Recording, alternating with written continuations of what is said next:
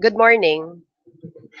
This public hearing is being held as part of the national inquiry being conducted by the Commission on the impact of climate change on the human rights of the Filipino people and the responsibility, therefore, if any, of the carbon majors.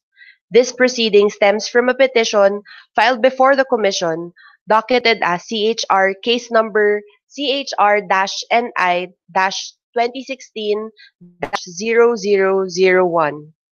The solemnity of the public hearing shall be upheld at all times. Respect should be accorded to everyone present. The clapping of hands, booing, and unnecessary remarks shall not be allowed and may be regarded as direct contempt of the inquiry panel. Cell phones should be turned off or put on silent mode while proceedings are going on. All rise. Commissioner, Honorable Commissioner Lea C. Tanodra Armamento, Honorable Commissioner Gwendolyn L. Pimentel Gana, Inquiry Panel Chairman of the NICC, Honorable Commissioner Roberto Eugenio T. Cadiz, Honorable Commissioner Karen S. Gomez Dumpit, and the Chair of the Commission on Human Rights, Honorable Jose Luis Martin C. Gascon. Please remain standing for the national anthem.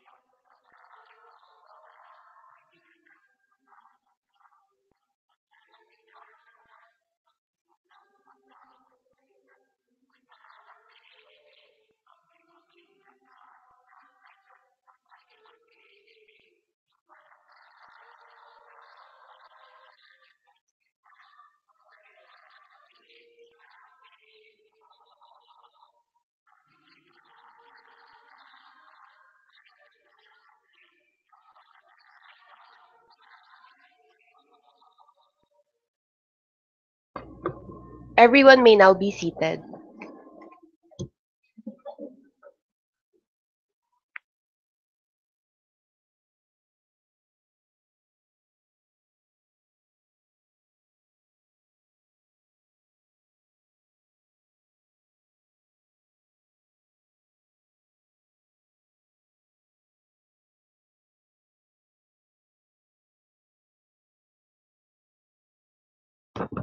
We shall now start our session for this morning. May we have the appearance of counsels? Good morning, Your Honors. Same appearance for the petitioners. On Same appearance for the petitioners. Good morning, Your Honor. Same appearance for the petitioners.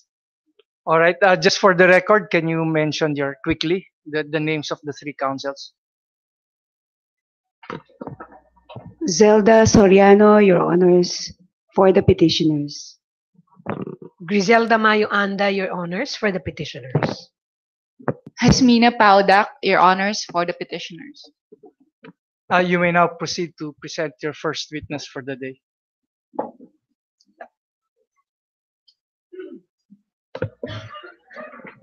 Before the presentation of our first witness for today, Your Honors, may we just manifest that we have one of our witnesses who requested that some parts of his presentation and also during the additional questioning portion be done in our native language, that is Filipino. And based on our yesterday's experience, some of our Filipino expert resource persons have also spoken a few Filipino words in the middle of an English presentation. So, having said that, may we now manifest that when they speak in Filipino today, the translation will be submitted, official translation will be submitted in the next reasonable date that you will indicate instead of doing the simultaneous or summary translation immediately after the speaking and the presentation. All right, so your motion is granted in order to facilitate the offer of oral testimony of the witnesses. Okay, granted. So can we now have your first witness? Good morning, Your Honors. Your Honors, please may we call on our 8th resource person. Actually, it is a panel composed of 3 scientists, marine scientists, Dr. Laura T. David, Dr. Maria Lourdes San Diego Macglone, and Dr. Porfirio Miel Alino.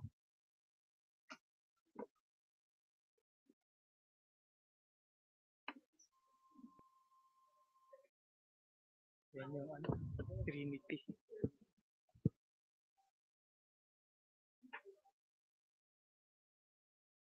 May we request our legal officers to swear in the 3 witnesses?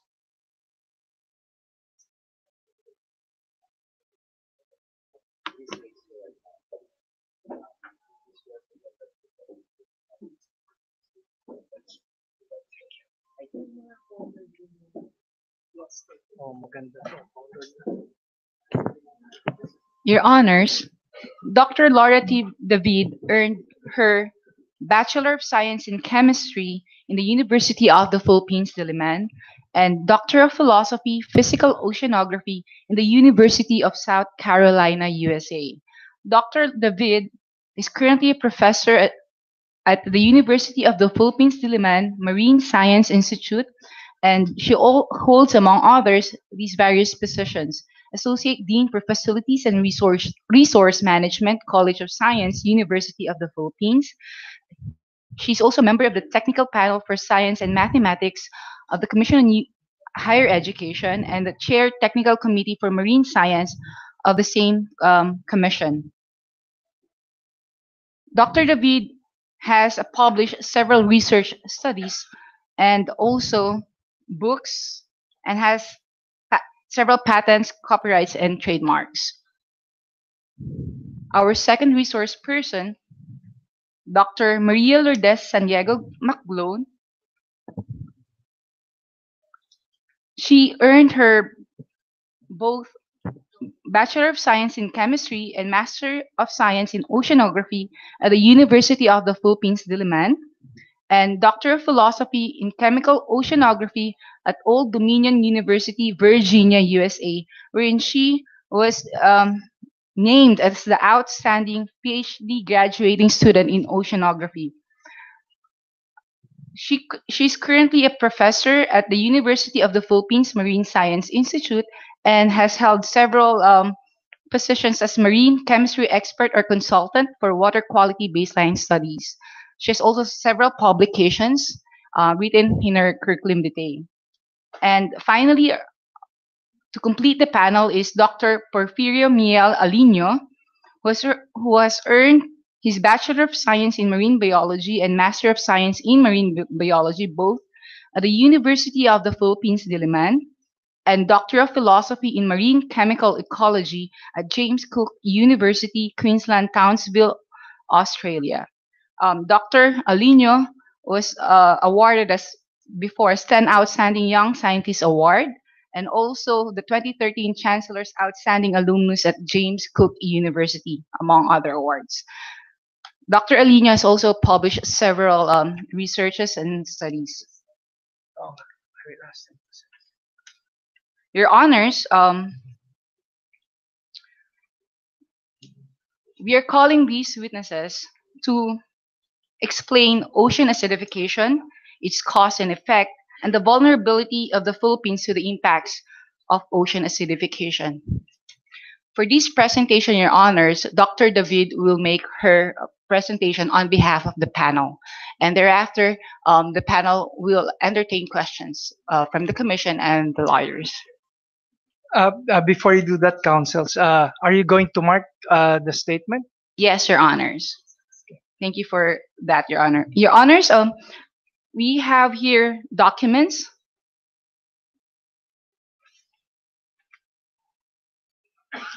May we be allowed to ask Please preliminary do. Yeah. questions? Doctors McGlone, David, and Alino, we have here a joint statement of Maria Lourdes Sandiego McGlone, PhD, Chemical Oceanography, Laura David, PhD, Physical Oceanography, and Porfirio Alino, PhD, Marine Chemical Ecology, consisting of 4 pages. Kindly please go over it. And please do tell me if you do recognize the document.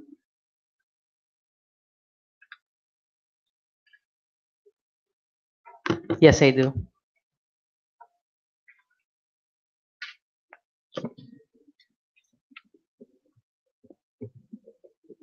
Yes, I do.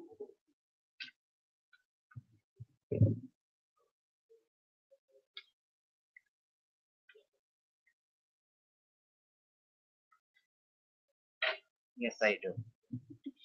Counsel, this document that you just identified, our copies at least are not signed. Yes, Your Honors. Is your copy signed by Yes, Your Honor. already? The copy that we actually manifested, Your Honor, that they will be signed during the hearing because we had some difficulty in gathering the signatures. So have they been signed already? Yes, Your Honor. They were signed just today, Your Honor. Okay, so we can have them marked already. Yes, Your Honors. Maybe request that this joint statement of Doctors McGlone, David, and Alino be marked as our Exhibit BB, consisting of 4 pages. But before that, Your Honor, we would like to ask again their confirmation of the signatures, if they can. Do you confirm the Yes, signatures? confirming my signature. Everyone, Your Honors, confirm their signatures. So, Attorney Esguerra, please mark the identified exhibit as exhibits. The first page BB, the second page BB-1, then BB-2, BB-3, and then the signatures appearing on page 3.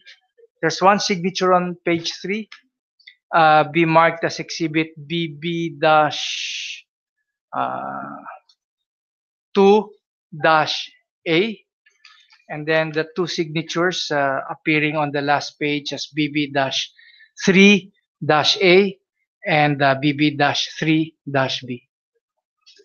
Counsel, you may now proceed to examine your witness. Your Honors, there are other documents. All By the right. way, Your Honor, Doctors McGlone, David, and Alino, do you confirm and affirm the statements mentioned in the joint statement? All witnesses confirm and affirm the joint statement. In your joint statement, you attached your curriculum vitae. So, may I give you these documents, and please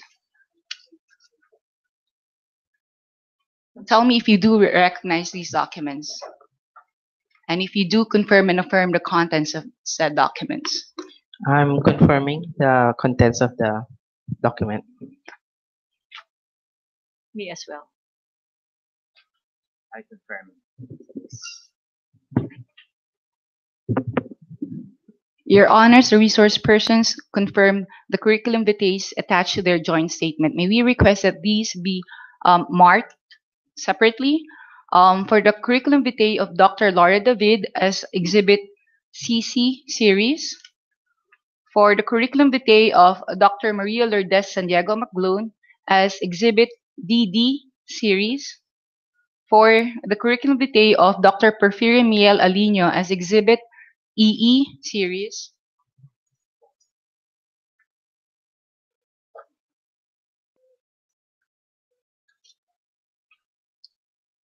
I have also here another document, a PowerPoint presentation entitled How Increased Carbon Dioxide Affects the Oceans, Marine Science Institute, College of Science, University of the Philippines.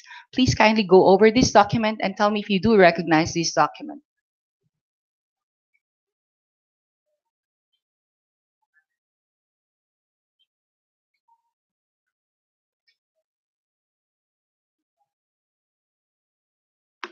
Yes, I do.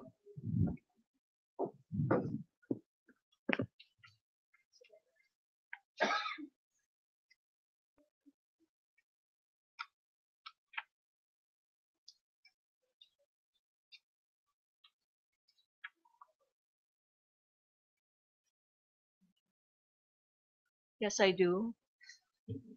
Yes, I do. Your witnesses, Your Honors, the witnesses confirm the contents of their PowerPoint presentation, which they actually submitted this morning. Finally, Your Honors, Wait, have they been? Are you going to have them marked also? yes, Your Honors, may we request that this be marked as our Exhibit FF, Your Honor, consisting of 8 pages. Finally, there appears a document which is an infographics containing sea level rise and ocean acidification. Please kindly go over it. Yes, I recognize the document.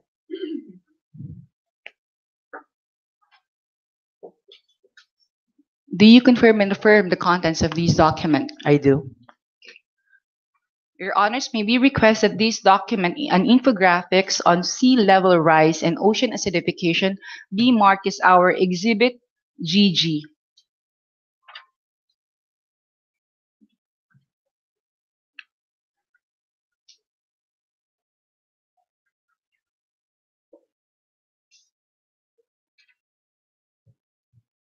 Are all these documents the ones that you will be presenting now?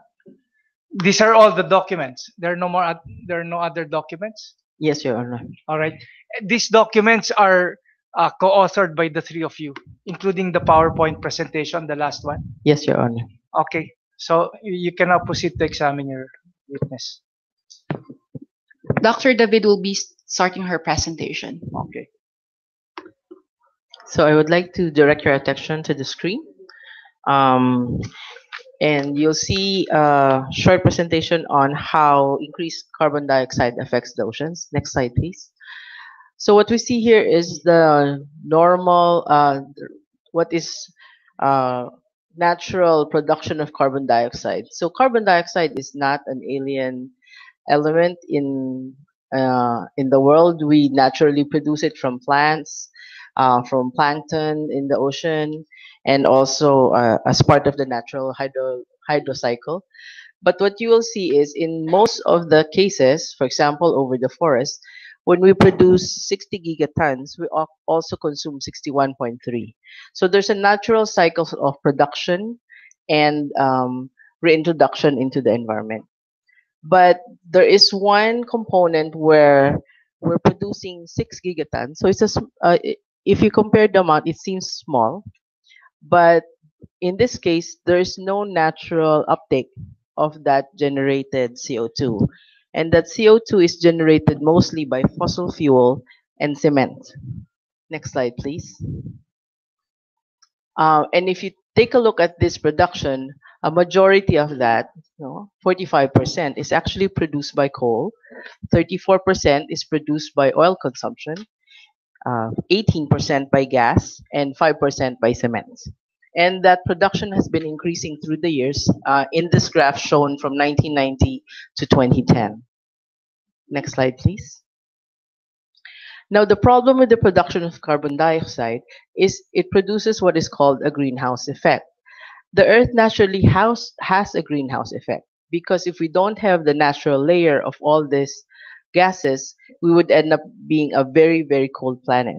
So there is this natural layer, but the problem now is the layer has thickened such that what would naturally be outgoing heat from the Earth is now trapped within this layer. So imagine yourself inside a house or a garage.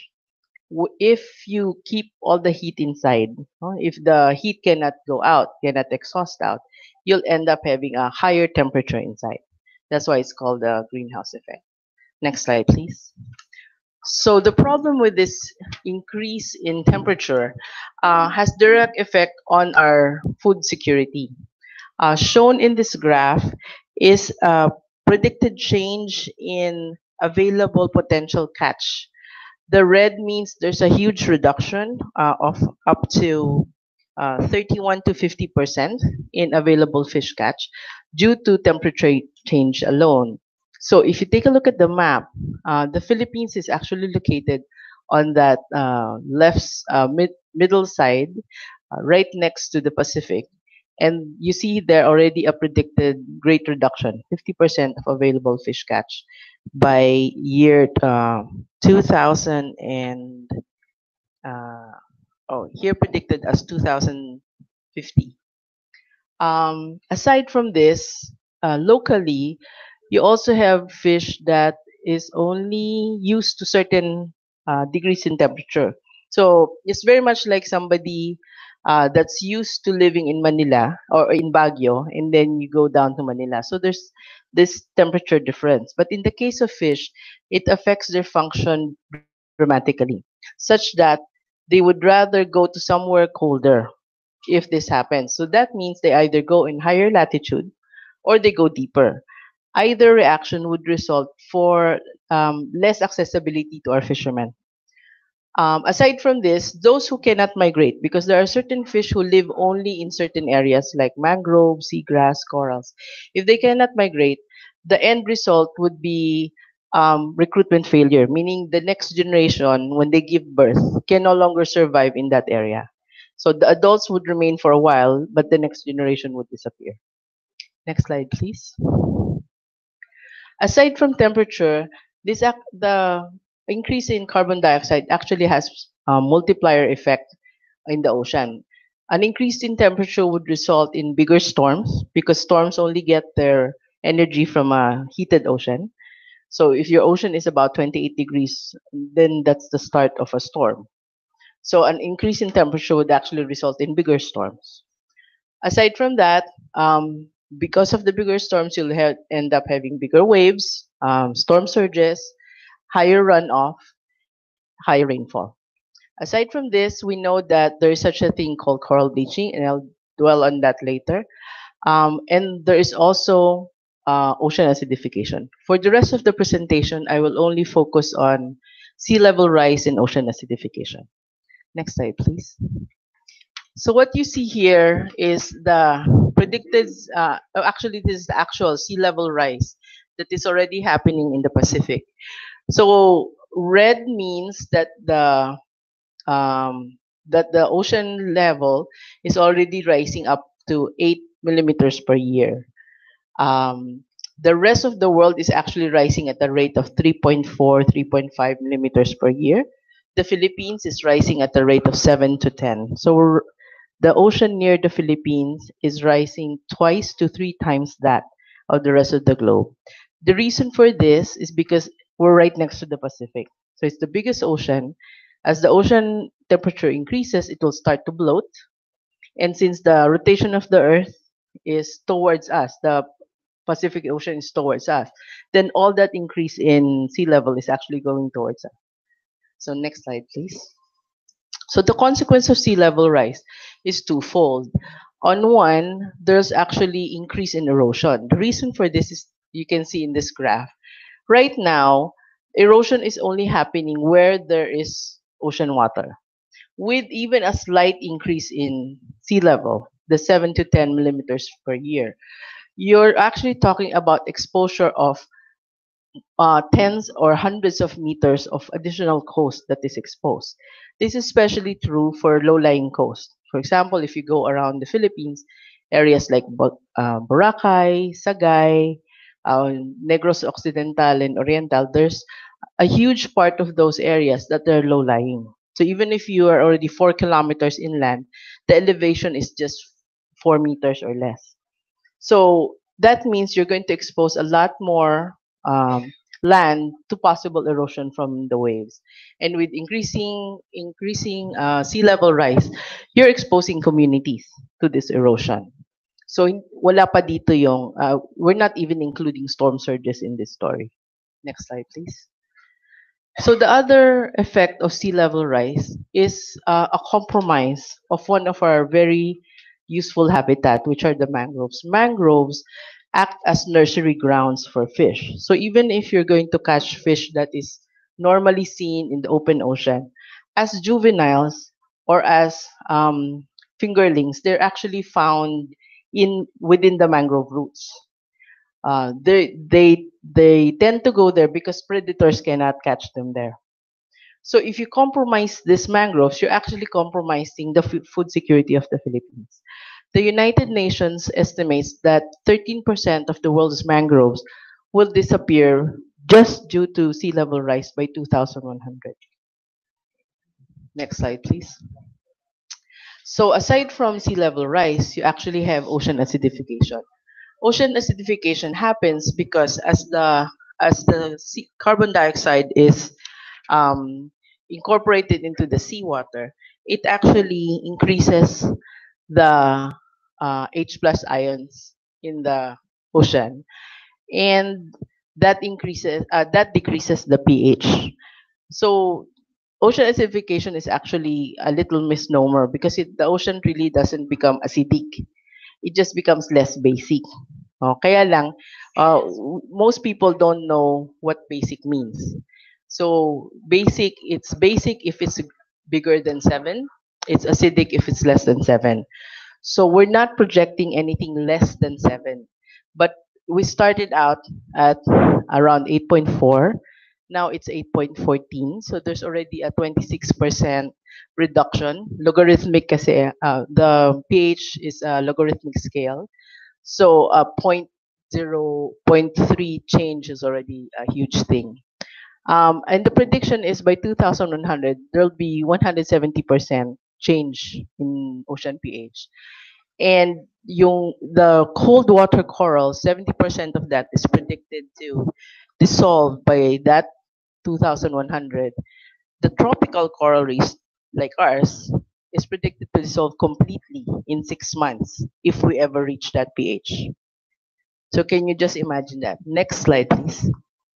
So we already know that the coral reefs are already compromised because of increase in temperature. Uh, we've heard of coral bleaching. Coral bleaching happens because a coral reef is actually an animal. It has a symbiont, so it has a partner that's an algae inside its tissues. The algae is the one that produces the carbohydrates that the animal needs. So if it's heated, the environment is not good for the algae. It tends to get out of that tissue, resulting in a loss of color. No? So imagine yourself having a no carb diet forever. So okay siya, it's okay if you have a no carb diet for a few weeks, but if it's continued forever and you only get enough protein that will pass by, so the coral at night, it actually tries to catch things from the water and eats it. It will die eventually. So if the heating only happens in a short duration, it will revive. So if you only have a no carb diet for 2 weeks, you'll survive. But if you have a no carb diet forever, then it will actually die. Next slide, please. So along with ocean acidification, that's a problem because you Excuse read. me, Dr. David. Yes, Your Can Honor. we request our technical people? How come the sound is not consistent? Can you Sorry, help? sorry. Can you fix the mic? Oo. All right, sige, proceed. So if you now have uh, ocean acidification as on top of the increase in temperature, what you have is a compromised integrity of the coral skeleton itself. No, so not only will the coral die, that's the tissue on top of the reef, but the skeleton itself will start dying out. Next slide, please. And when that happens, you start dissolving the coral reefs that are there. So imagine if you always eat something acidic. Your teeth, di ba? That's the commercial of some of the toothpaste companies. That if you put your shell inside a more acidic environment, then it starts dissolving. It's the same thing.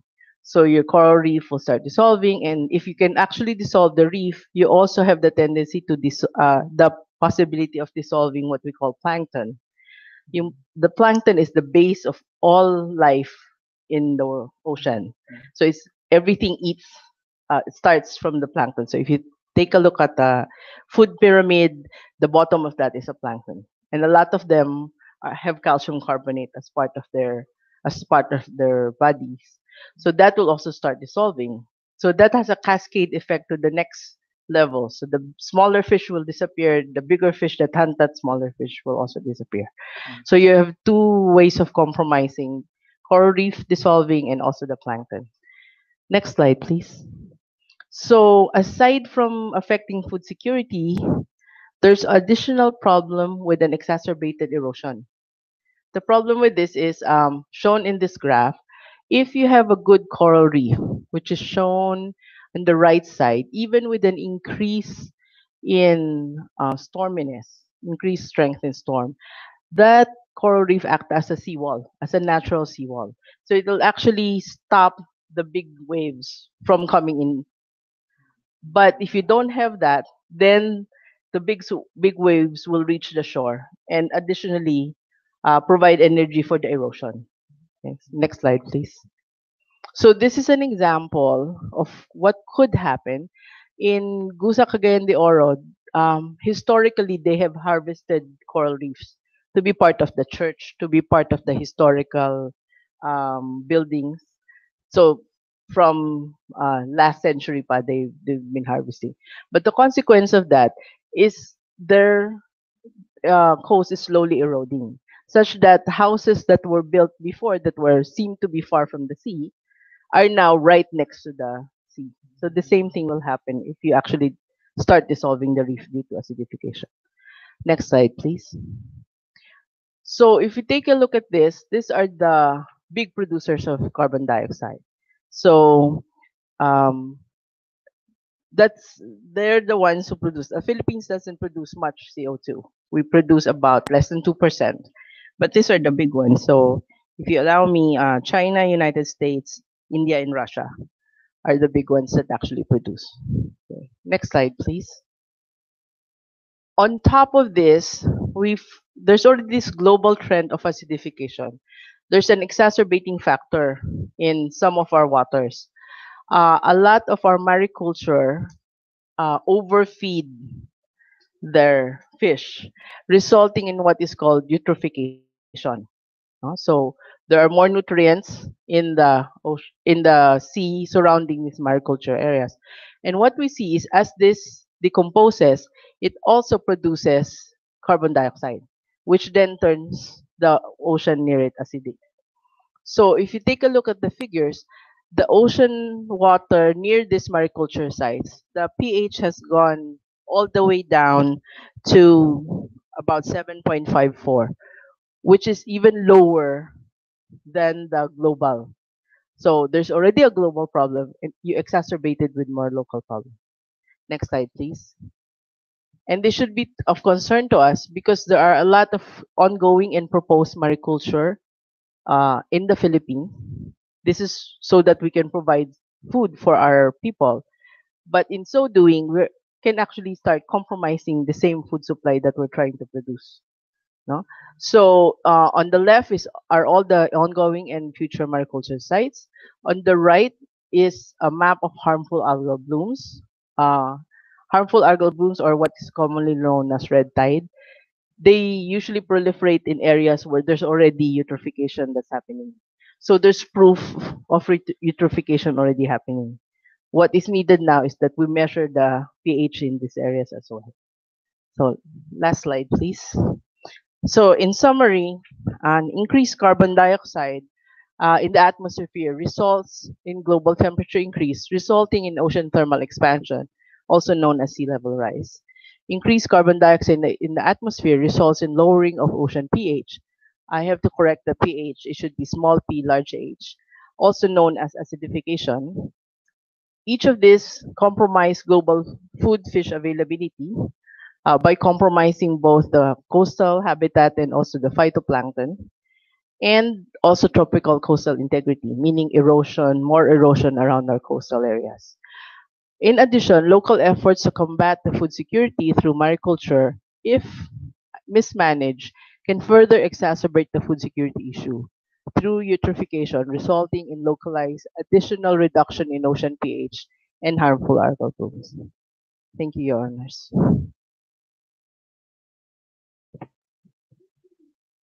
May we be allowed to just ask a question? Please proceed.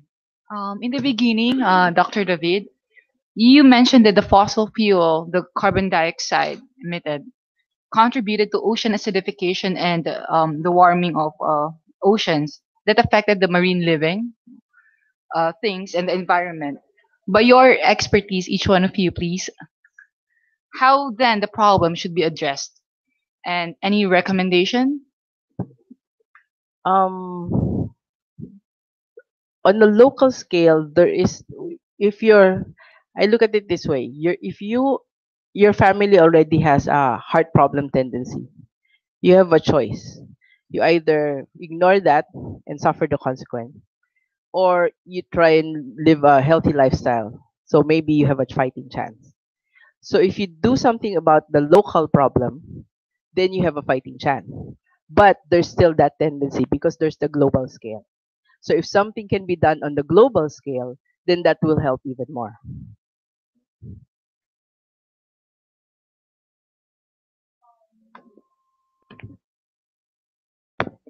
I think how do we solve it? There are two ways. No, one is you can adapt. Excuse me. Let's identify this witness for the benefit of the translator, for the transcriptionist. So now the witness who will be answering that question is. Dr. Maria Lourdes McGlone. All right. Did you get it? Please proceed. Okay. As I was mentioning, we can either adapt or we can mitigate. So, common adaptation, well, method would be you build your houses away from the shore, or you paint your roof white instead of colored, no. So things like that, and then you have water impoundments, no, so to catch the rain, and then so you're prepared for high if the periods of drought. For mitigation, there is reducing the carbon footprint and also using alternative sources of energy.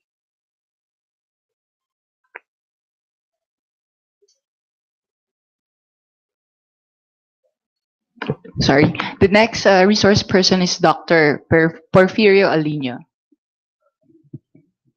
For example, I will mainly concentrate on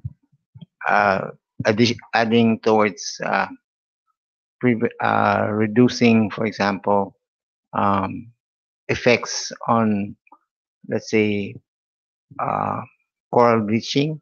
So we need to have more areas for which are called marine protected areas for refuge, and to have reserves for them to be able to bounce back when they are affected by coral bleaching.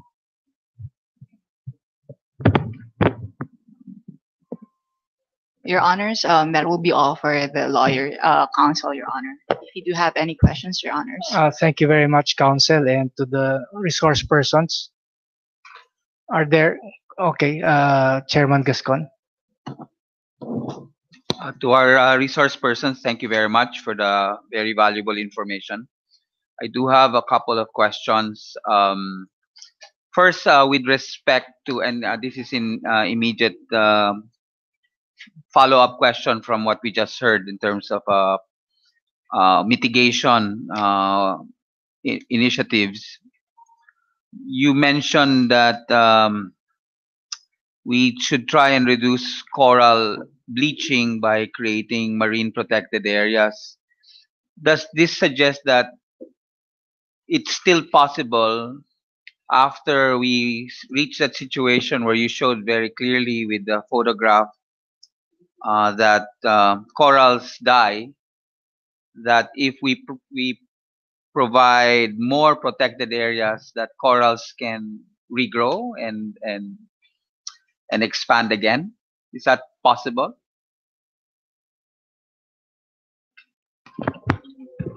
We actually provide areas for refuge. So, in effect, uh, some of the areas will not be able to recover, but the areas which are uh, allocated for refuge will be able to provide uh, like additional uh, supply for recovery instead of having them all die. Mr. So Chairman, may I add yes, something? please. Um, think of it as a farm where in one farm you only have one type of crop, say a coconut, and another farm that has multiple crops. So if pest comes through the farm, those with only and it's a coconut pest, for those that are only mono species, they will completely die off. But in the other farm, there will be some survivors. So it's the same concept. The what we have going for us in the Philippines, unlike the rest of the world, is that we have a high biodiversity. So there might be species that will survive some of the acidification that will happen. So we're trying to protect as many as we can in the hopes that some of these will be survivors. But still, even if those specific species will survive, the if you talk about the coral reef, there will still be devastation reef-wide. So we have to do what we can. Again, there's a possibility of survival, but once coral die, even if we make efforts to reduce the acidification, those corals will not regrow. Um, the the coral reefs, the skeleton, are good substrates for new reefs to recruit on if the pressure of acidification and all the rest are removed. So there is hope. So the scenario you showed earlier where you had the dead corals, if there is a sufficient effort to reduce acidification, it may still be possible for at least some, if not all, species of corals to regrow and to again populate the seabed. Yes, Your Honor. Thank you. I also want to ask, and I asked this a little bit yesterday, but you showed again a very graphic photograph of the rise of sea levels impacting the West Pacific area, including the Philippines. And you also mentioned that because of the tilt of the earth, the waves are actually moving in the direction of our islands. Um, aside from the data about the rise in sea levels, have there been models developed either here or elsewhere to show the impact over time? Because you mentioned a date of 2100. So that's not too far away. Probably I won't live that long, but maybe some other people in this room will.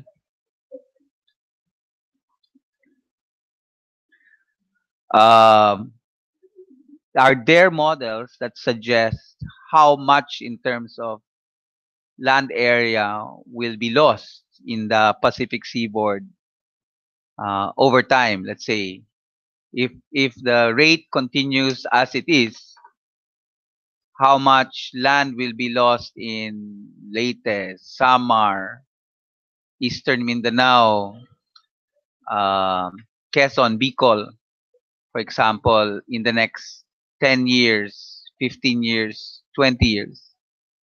And then, of course, necessarily, how many populations would be affected? Populations that will need to move further inland. Is that data available? There are two global models, Your Honor. One is a German model that's predicting a 15 millimeter per year increase. So the 7 to 10 that we're currently measuring is conservative. The models are predicting 15. That's one. And the other one is there is a model that was done by the UK that actually considered population of the globe, but it's a little coarse to actually name specific areas in the Philippines. So the estimate is by 2100, something like between 1.1 to 4 million Filipinos would be constantly flooded if they don't leave the coastal areas. It's a little coarse because it's countrywide.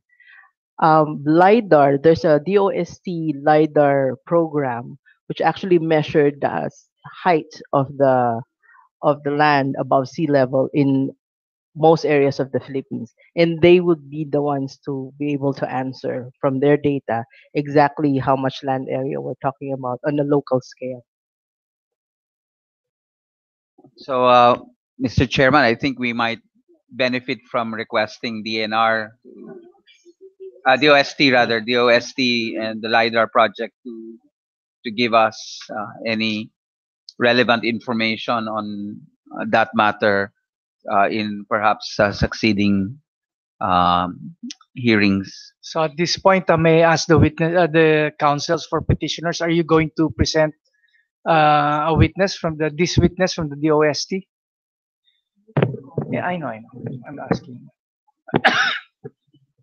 Not in the current list, Your Honors, but definitely it's something that we will seek after this hearing.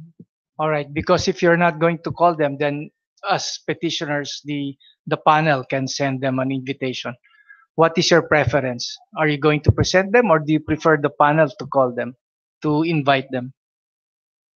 As this has already been suggested by the honorable panel, I think, Your Honor, it will be more appropriate that the honorable commission invites the DOST uh, expert or resource person. All right, so clerk of the panel, please take note of that. We will send an invite to DOST resource person. But uh, our May schedule is already full, or would you be able to accommodate?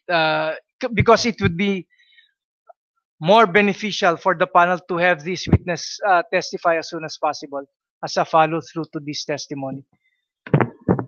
For the next public hearing, Your Honor, I believe that's in May. It's still very flexible.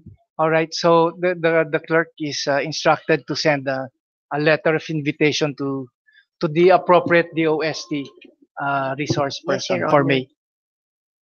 Yes, Chairman. Thank you, Mr. Chairman. I have one last query. Aside from the impact on coastal areas and the push on populations, I also note in your presentation earlier that you highlighted that production of food will also be negatively impacted. And yesterday, I note we listened to a fisher folk from Alabat, Quezon, who described that the fish catch over a period of time has been impacted significantly.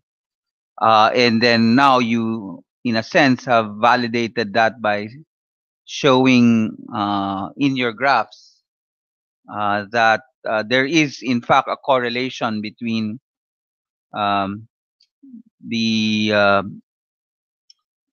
is it the temperature or is Both it the the temperature, acidification? both the temperature, sea level rise, all three, Your Honor, temperature, sea level rise, and ocean acidification. All three impact on the population of Fish. fish in the areas. Yes, Your Honor. And you highlighted here again. We are in the danger zone geographically in terms of this reality. I think, Mr. Chair, that maybe the other expert information we will require is from the BIFAR, the Bureau of Fisheries and Aquatic Resources, because it's important for us to understand and appreciate over time, let's say over the next 5, 10 years, in the areas affected, at least the areas that have been marked red in the graphs we've seen so far, whether there will be significant reductions in fish stocks over time. And I think it's important that we understand this because this, of course, directly impacts on um, the livelihood of many people who rely on fishing. Would our panel have any information about that? About uh, the data on actual fish? Because I understand you're all marine biology experts and scientists. Are there your colleagues or who are doing or focusing on that aspect about fish stocks? Yes, Your Honor. BFAR would definitely fit the bill, but also specific people who are studying food fish, which are UP Visayas, and um, also Dr. Hilomen of DNR. They're looking into the climate impact on fishery stocks. So I propose, Mr. Chair, that we also try and secure that information. May I know from counsels for petitioners if they are intending to present the witness that has been cited? Witnesses? Thank you, Your Honors, for raising that. And we did that, in fact, reach out to the appropriate agency to give us data and to offer an expert or a resource person who can speak on that topic. The state of the fishing sector in the light of the climate change impacts and ocean acidification. And that will be presented in May, Your Honors. All right, but is this the same witness that has been cited by our resource person now? Just Same mentioned? same agency, Your Honors, and I think Dr. Hilomen, I think, is can also be invited. Okay, And if so we will defer to your judgment as counsels for petitioners on who the expert witnesses that you will be presenting before the panel on this matter will be. thank you, But Your if Honors. the panel is not satisfied, then by all means we will send invites to the other resource persons that have been cited. You want to say? Pimentel will have some questions. Pimentel Gana. Thank you. No, Madam Resource Person, you did mention earlier that about land erosion, that a cause was the lack of reef protection. And the picture that was shown was actually of Gosa Cagayan de Oro, and it bothered me. And you were saying that there was a harvesting of corals that led to such an erosion. You said it was done through centuries already. So how long actually did it take for this kind of situation to have risen? Um, Your Honor, because if you don't have increase in sea level, when you do harvest and there's no increase in storm, then the coastal integrity will be stable for a while. But with the harvest and then an increasing sea level, then more and more of that coast was exposed. So now, because there were no corals and increase in sea level, that's the reason why That that it resulted happened. in Okay. that. So in decades, So, in some areas, but in some areas it's very dramatic within months.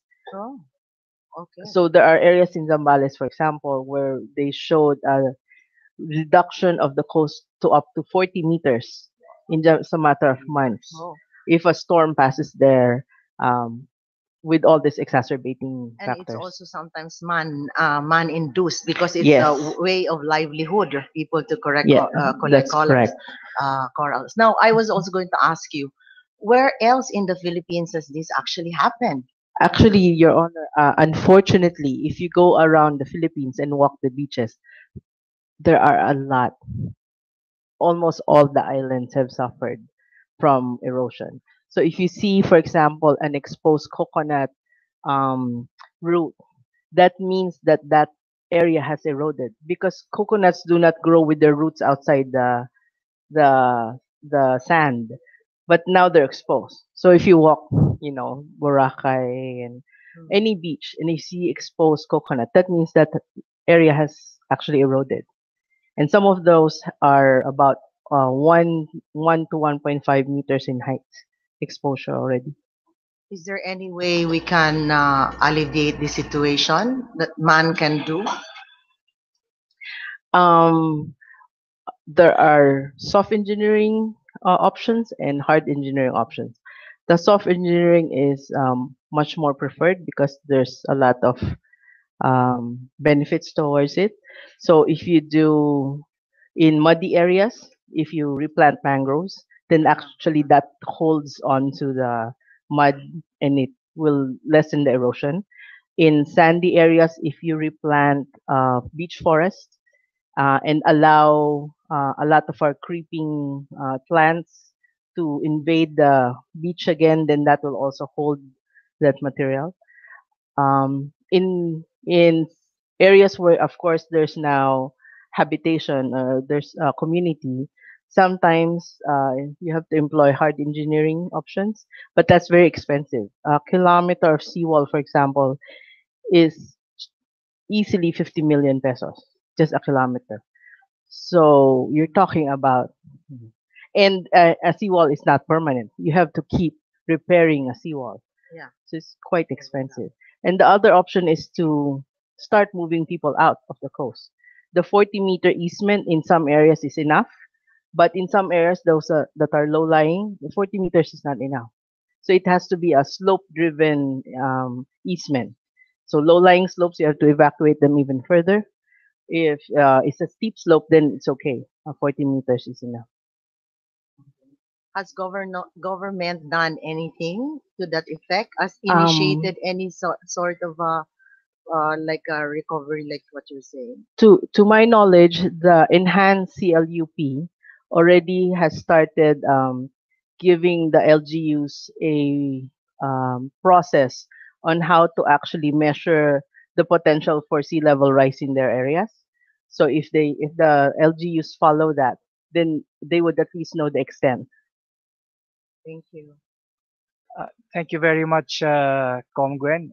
If the panel members, okay, follow-up question from Chairman Gascon. Yeah, it's I have a question proceeding from the this most recent exchange of um, questions and answers relating to what can be done, soft engineering, hard engineering, mitigating uh, efforts, and the costs to that. But I'm wondering, uh, earlier in private, now out loud, you showed in one slide that most of the CO2 emissions from coal and oil, etc., are from countries not the Philippines.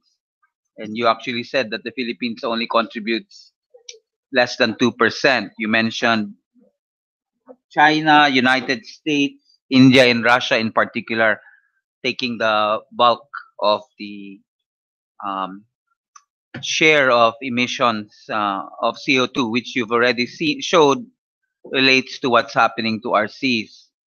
So I was just wondering whether all of these mitigating initiatives, 50 million pesos per kilometer, and then you need to redo it because it's under the water, and therefore you will not, of course, be able to keep it intact the whole time. Would all of these mitigating efforts be like rearranging furniture on the Titanic, unless there are significant reductions made by these um, states that have been contributing to CO2 emissions that impact on our seas, as well as the companies that are, of course, domiciled therein? Or would doing these mitigating efforts still make a difference regardless?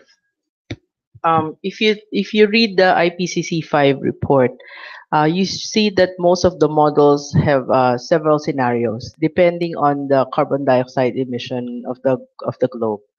So in some scenarios, in the good scenarios where we curb the production of CO2, then mitigation in the local scale would make a difference.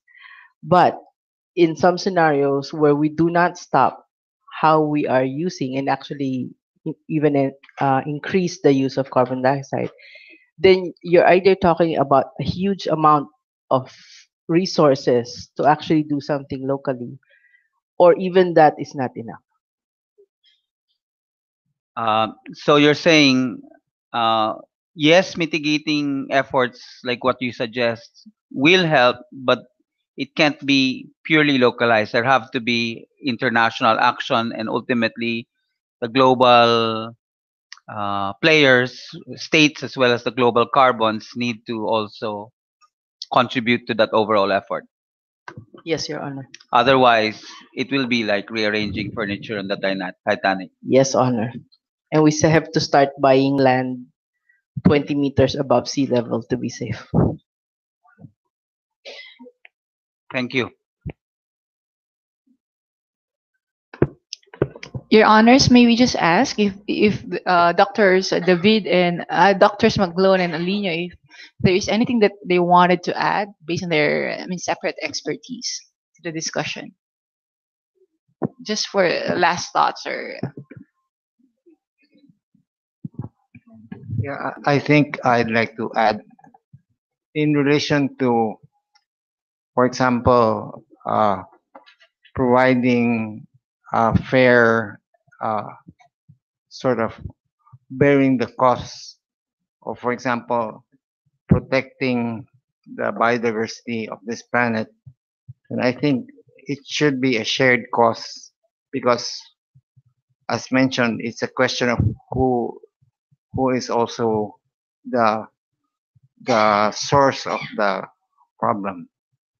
So I think, like for example, if we have added protection, for example, we are actually providing service to humanity. So we should also have a shared cost in providing that service to humanity. Dr. McGlone? Maybe I'd like to make a pitch for the local scenario because we are seeing acidification that's much more in terms of more acidic conditions than what is predicted 80 years from now in 2100. So I think local efforts for protecting the environment should be heightened, and that's I think that should be in the consciousness of the Philippines on top of the global scenario. Your Honors, if there are no other questions, may we move that the witnesses be excused as for now, unless they will be asked, they will be recalled. Yeah, for lack of material time, for the moment, we would like to thank our three witnesses, resource persons, but we would request also if you could make yourselves available for a latter date for further questioning should the panel deem it necessary. So, Counsel, may we now proceed to your next set of witnesses?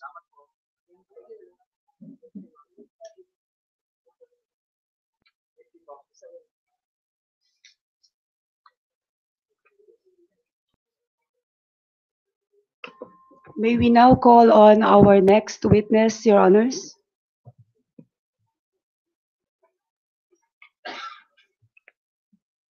Please go ahead. So we are requesting our next witness, Mr. Ernesto Cruz, to take the stand, please.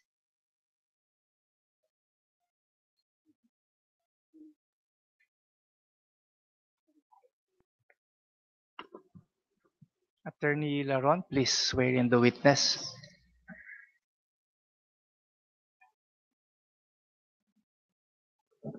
Kindly raise your right hand, please. Do you solemnly swear to tell the truth, the whole truth, and nothing but the truth in this national inquiry under penalties provided by law? Counsel, please proceed.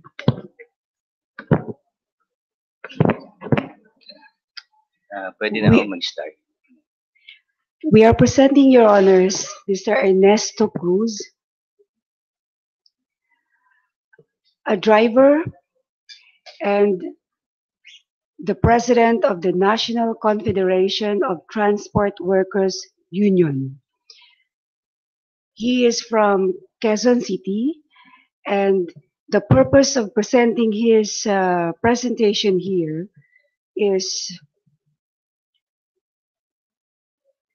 to share how extreme heat and other weather-related events had impacted his livelihood as a jeepney driver, and he will also share the concerns of the transport sector. So for preliminary questions, Your Honors, I will be speaking in Filipino.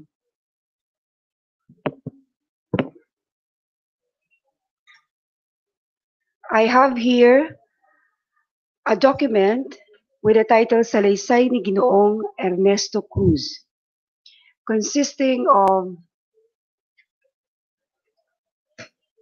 3 pages. And I am now approaching the resource person for confirmation.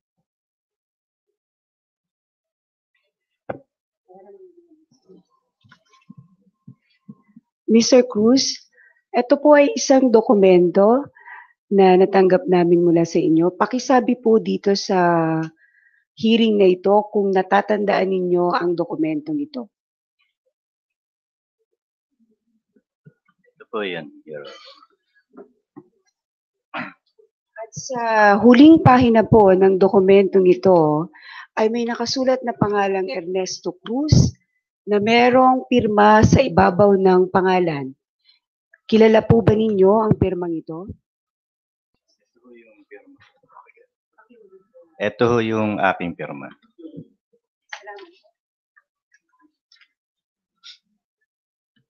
Your Honors, witness has confirmed the document as his statement and the signature as his signature. So may we now request that this document entitled Salaysay ni Ginoong Ernesto Cruz be marked as Exhibit HH.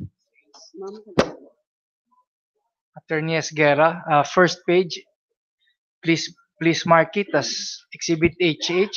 Second page, HH-1, the last page, HH-2, and the signature therein as HH-2-A.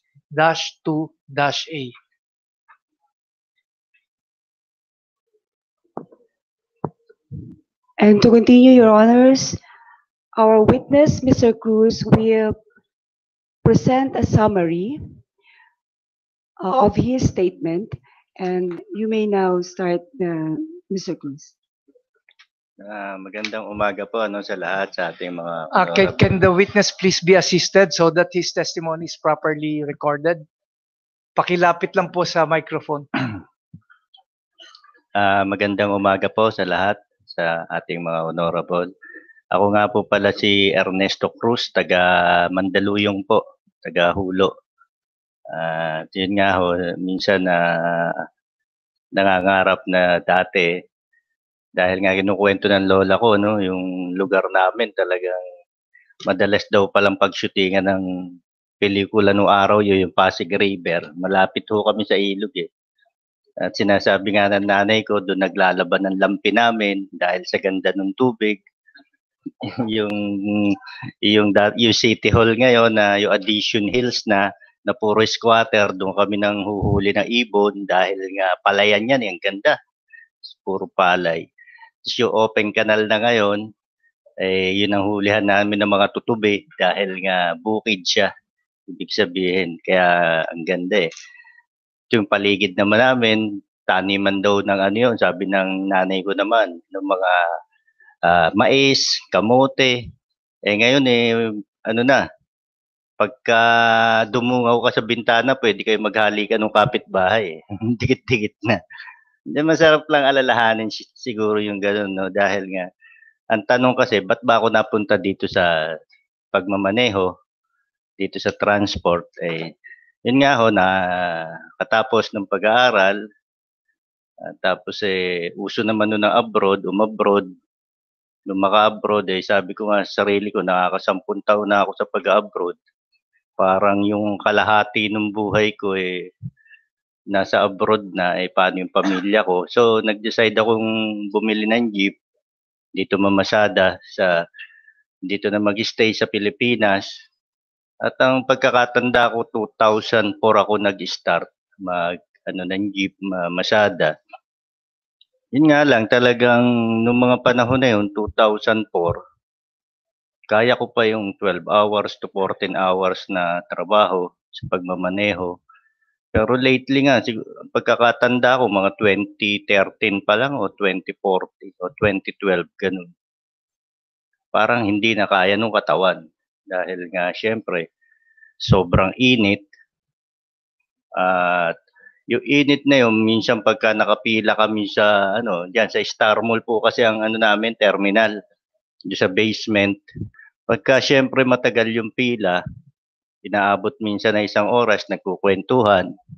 Yun bang init na yun, sinatanong nila talagang ano ba, dahil nga minsan napapanood sa TV itong usapin ng climate change, kaya nagiging bukang bibig siya nung ibang nakaka-relate dun sa na mga driver din na epekto ba 'to ng climate change. Kaya minsan gano'n ang sinasabi, baka climate change na 'yan, eh.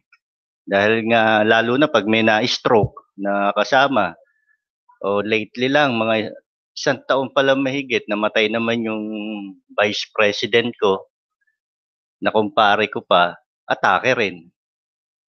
So dun na iaano namin na talagang kaya sa ngayon siguro madami-dami na yung bumibiyahe sa amin ng half day na lang na natatakot din, eh, dun sa mga maaaring mangyari sa kanila na sa sobrang init nga raw tapos sasabayan ka pa ng traffic, makakadikit mo yung mga truck sa Shaw Boulevard na ang init ng makina. Parang natatakot din na bumiyahe ng gano'n pero ang nakakaawa siyempre dala nung pangangailangan, talagang kailangan nilang tiisin, 'di ba, sa pamamasada ng 14 hours to 16 hours na alam nila na yung race nila. Kaya siguro ang ginagawa talaga ingat na lang sa sarili. Pero pagka aktuwal na namamasada ka talagang maano talaga, grabe. Kaya yun din ang tanong namin, epekto na ba 'to nung pabago-bagong panahon? Kaya nga pati yung pag-aaral kinikita siyempre pinag-uusapan do'n sa pilahan na kapag tatagal yung ganitong sitwasyon, gaano magiging epekto nito na kapagka talagang hindi nakakayaning bumiyahe ng gano'ng kahaba pa. Siyempre apektado yung kinikita lalo na't may pinag-aaral na marami. Ako kahit paano medyo nakaka-survive ngayon dahil nakatapos na isang anak ko, yung panganay. Kaya yung bunso na lang ang pinag-aaral ngayon kaya pinagkakasya yung kita ngayon sa half day na pagbiyahe. Ang nakakaawa yung talaga maraming anak siyempre na pinipilit bumiyahe ng mahabang oras bagamat mainit. Walang choice, eh, talagang bibiyahe sila. Yun na lang ang binibili natin sa kanila na kaya mga driver 'pag nakita niyo laging may bote yan na dala na may tubig.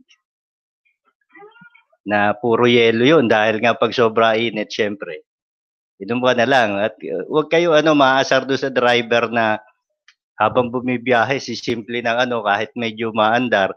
Siguro naiinitan lang yun kagaya ko gano'n din ako, eh, 'pag bumibiyahe ko talagang kahit medyo umaandar ng konti 'pag natigil ko, inom gano'n. Eh, dala siguro ng pangangailangan namin yun, kaya yun lang mai-she-share ko dun sa karanasan at sana nga masagot yung tanong namin na epekto na ba yun nung pabago-bagong klima ay nararanasan naming init sa kalye, pati yung makina kasi istorbo sa amin, maya't maya nagkakarga ka ng tubig siyempre, dahil nga inaalala mo mag-overheat, matowing ka pa sa kalye, 'di tumabi ka muna, lagay ka muna ng tubig sa makina. Yung mga bagay na yun, eh, sinasabi namin pati yung binabash kami sa FB na kami raw yung mga kami ang nagdi-distribute ng mga kapal naming usok, eh, alam naman natin na puro surplus yung ginagamit sa Pilipinas, partikular ang makina. Tapos yung diesel na ginagamit namin, eh, gusto ba naming gamitin wala ibang choice, 'di ba? Kundi yung fossil fuel lang. Kaya nga sa NCTU kung mapupunan niyo sa PUB modernization, pumoposisyon kami na no to phase out kami without just transition. Dapat may transition nga dahil ang hirap, eh, kung ipe-phase out mo kaagad kami ngayon na hindi mo kami bibigyan ng pagkakataon, ang daming madi-displace talaga na operator at saka mga driver. Yun lang po. Salamat po. Your Honors, we have a couple of questions Please to proceed. help elaborate and clarify. Mr. Cruz, yung pong nasabi ninyo na matindi ang epekto sa inyo ng matinding init, mayroon pa po bang iba pang weather-related events na masasabi ninyong nakakaapekto pa sa inyong pagmamaneho at buhay? Pagka tag-ulan ho, saka yung ano 'di ba, pagka bumaha, natural, walang biyahe niyan. Ginagawa naman ng paraan ng lokal na talaga itinataas yung kalsada pero hindi kayanin, dahil nga 'pag lumakas yung buhos ng ulan lalo na noon Undoy, hindi ka na makakabiyahe nun.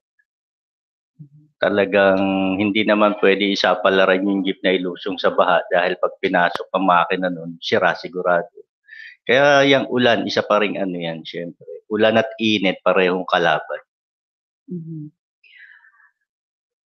At yung tindi po ng init, sinabi niyo kaninang napansin ninyong mas matindi nitong mga nakaraang, recent na taon.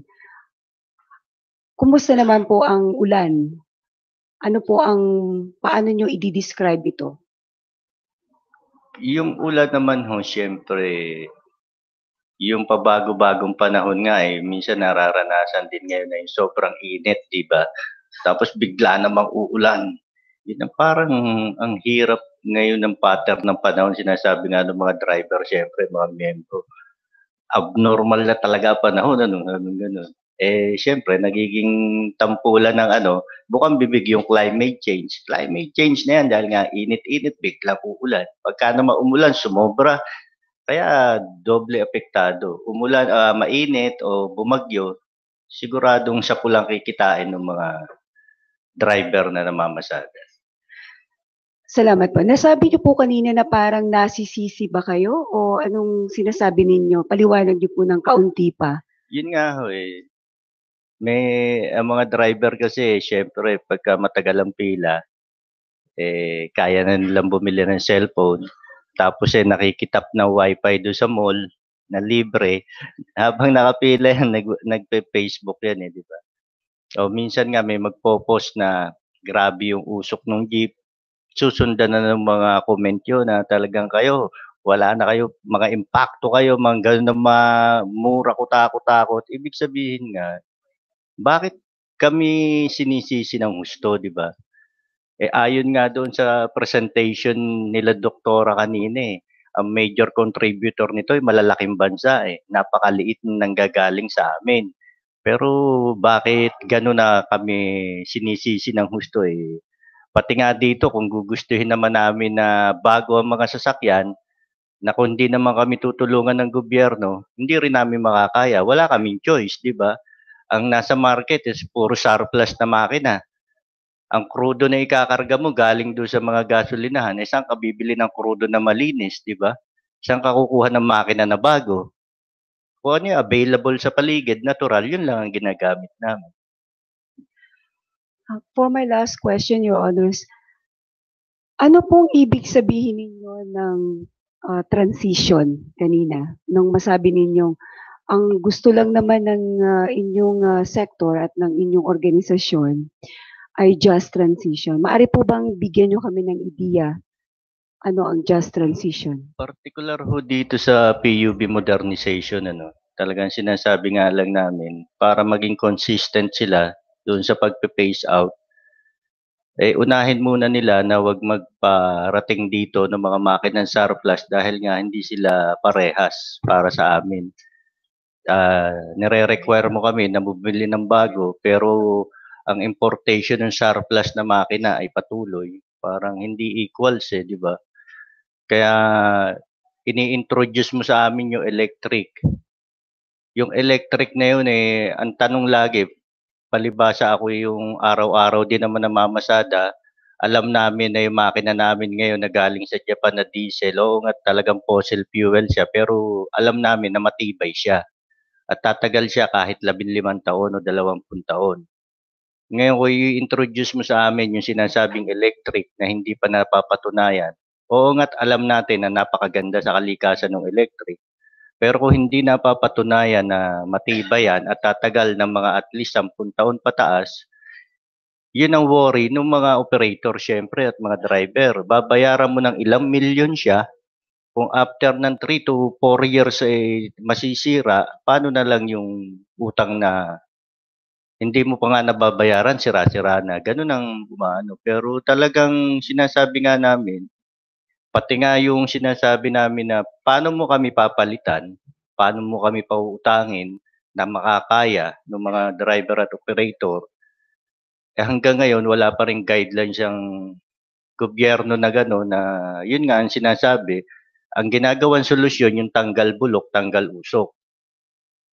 Ang sinasabi nga namin sa kanila, yun ba magiging solusyon nyo? Eh, ibig sabihin, kung ipe-phase out nyo kami ng 2 years from now, siguro yung gagamitin naming pera para ipagawa ng sasakyan, maidagdag na lang doon sa puhunan para sa bagong sasakyan. Eh, ang nangyayari ngayon, tanggal bulok, tanggal uso. Kaya pagka pumuesto sila, lalo sa Sio Boulevard, walang bumibiyahe. Naapektuhan, mga pasahero rin, natural. Eh, alam naman dadaan kami doon sa harap nung nanghuhuli. Eh, sigurado pag nahuli kami nung pinakamababang multa, 5,000. Siya naman kami kukuha nun. Kaya, ang sinasabi nga namin, willing kaming magpalit dahil nga dito sa climate change na usapin. Pero dapat naman yung ayuda ng gobyerno ay talagang malinaw kung paano kami tutulungan dahil nga pag sa korporasyon napunta itong hanay ng mga jeepney na 'to, ang sinasabi ko lang, eh, yung mga korporasyon na ganid siyempre na alam natin na hindi naman sumusunod sa labor standard at hindi magpapasuweldo ng tama do'n sa mga kapwa kotsuper at operator, eh, kawawa. Kaya mas maganda sa hanay namin mapunta yung transport sector na kami ang magme-may-ari dahil alam namin at nakakasiguro kami na lahat ng benepisyo at suweldong maayos na makabubuhay ay maibibigay namin pagka kami magme-may-ari ng aming sektor. Salamat po. That is all, Your Honors. Thank you very much, Mr. Witness and counsels. Before we proceed to the presentation of your other witnesses, we will have a 10-minute break. Thank you, Mr. Salamat. Cruz.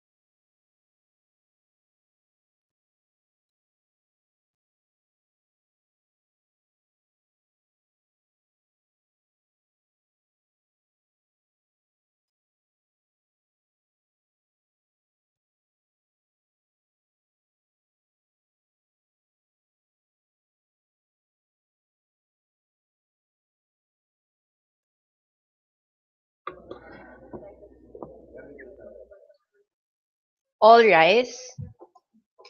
The Inquiry Panel Chairman of the NICC, Honorable Commissioner Roberto Eugenio T. Cadiz, still presiding.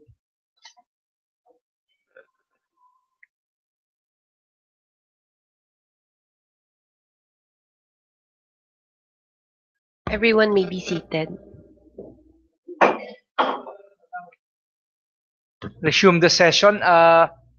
May we request the counsels to proceed to your next witness? Yes.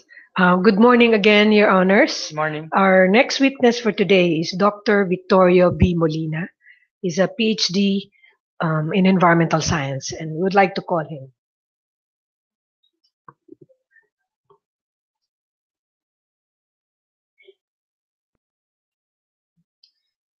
Please swear in the witness.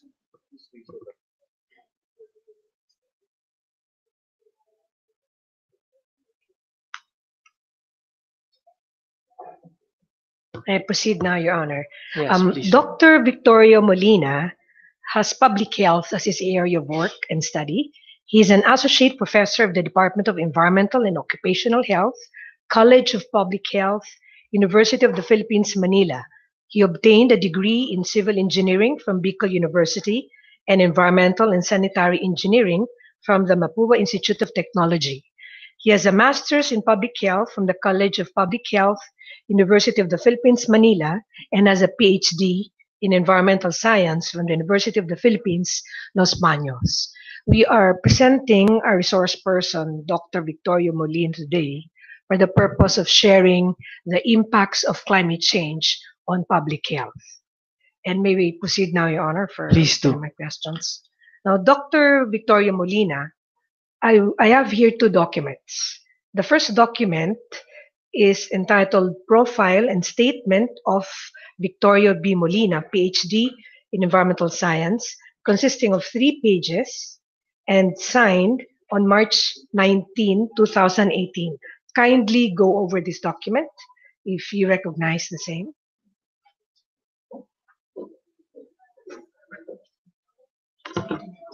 Yes, I recognize this. On page 3 of this document, there's a signature here. Could you identify the signature, please? This is my signature. We would like to have this first document, 3-page document, Your Honors, Entitled Profile and Statement. Yes. Okay. of Victorio B. Molina, as marked as Exhibit II. series. Attorney Esguerra, please mark the document. Now, the second document, Your Honors, is a 9-page PowerPoint presentation entitled The Health Impacts of Climate Change. Dr. Molina, could you go over this and tell us if you recognize the document? Yes, I recognize this.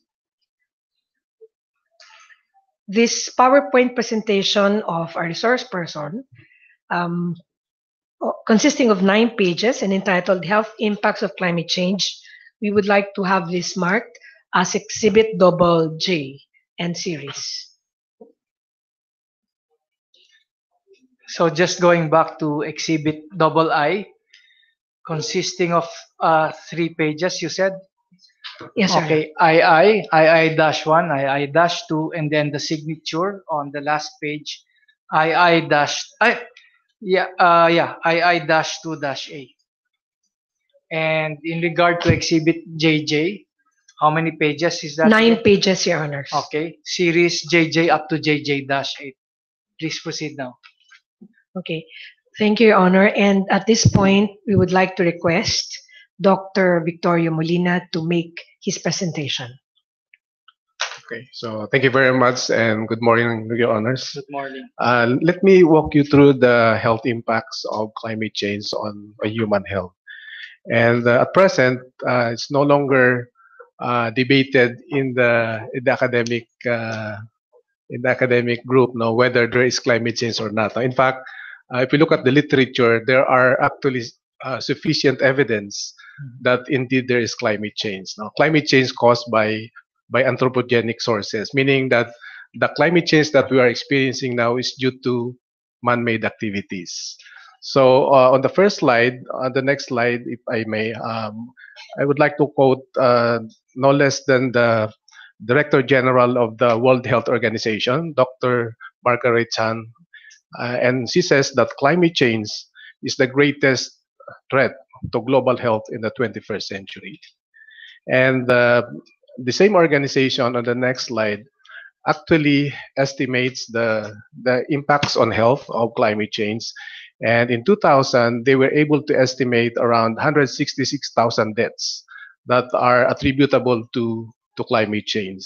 And also about 5.5 million DALIs were also attributed to climate change.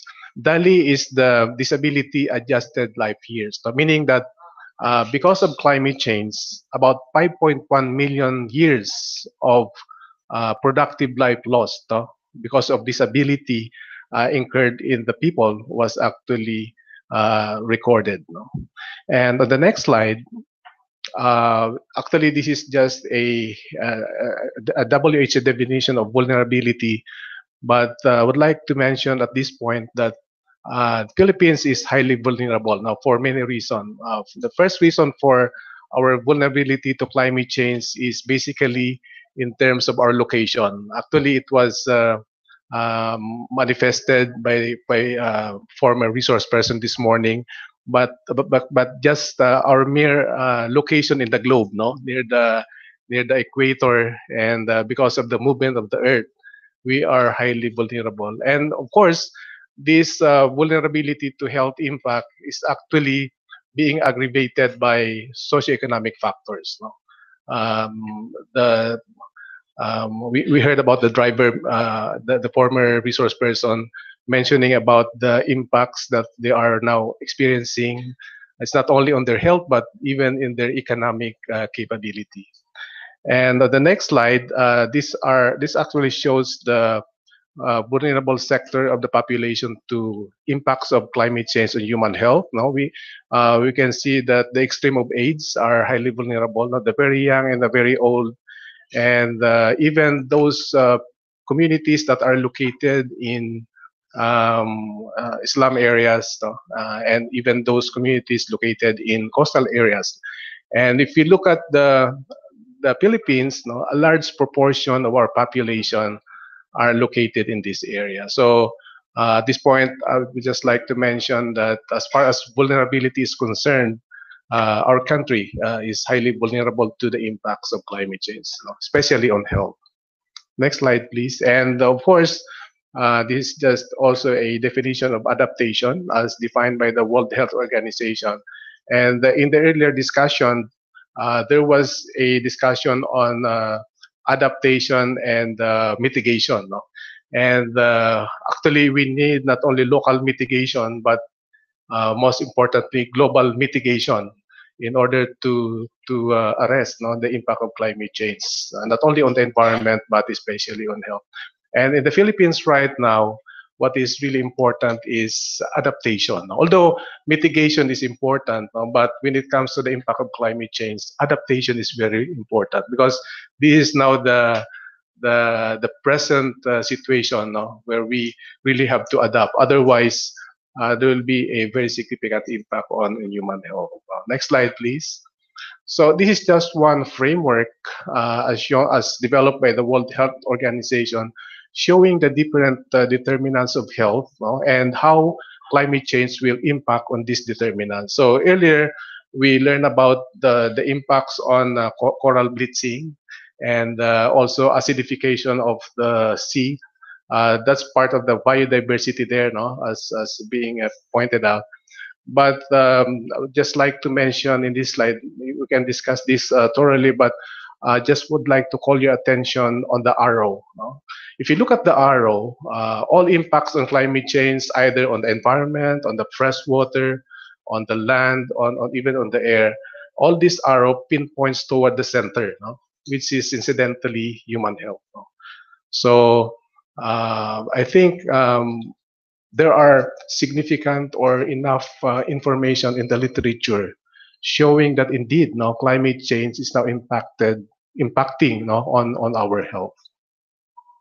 On the next slide, this is another framework developed by the World Health Organization showing the different areas where climate change will affect human health. So I don't know if the the last column, the column on the right is clear now, but let me just go through the items there now, because basically these are the more important areas of concern now when it comes to the impact of climate change. So una-una dyan is the temperature-related illness and death. No? So earlier, Mr. Cruz mentioned that they are experiencing heat, no, as they drive the vehicle. And one of the characteristics of climate change is not only heat. No? In fact, according to experts, we are experiencing now extreme weather events. No? So when we talk of extreme weather events, it's either too much heat, or on the other side, it's too much rainfall. No? And I think Ondoy is one evidence now showing that in a short period of time we can actually experience high intensity of rainfall. And either side, this will have an impact on our health. No? Second area is extreme weather related health effects.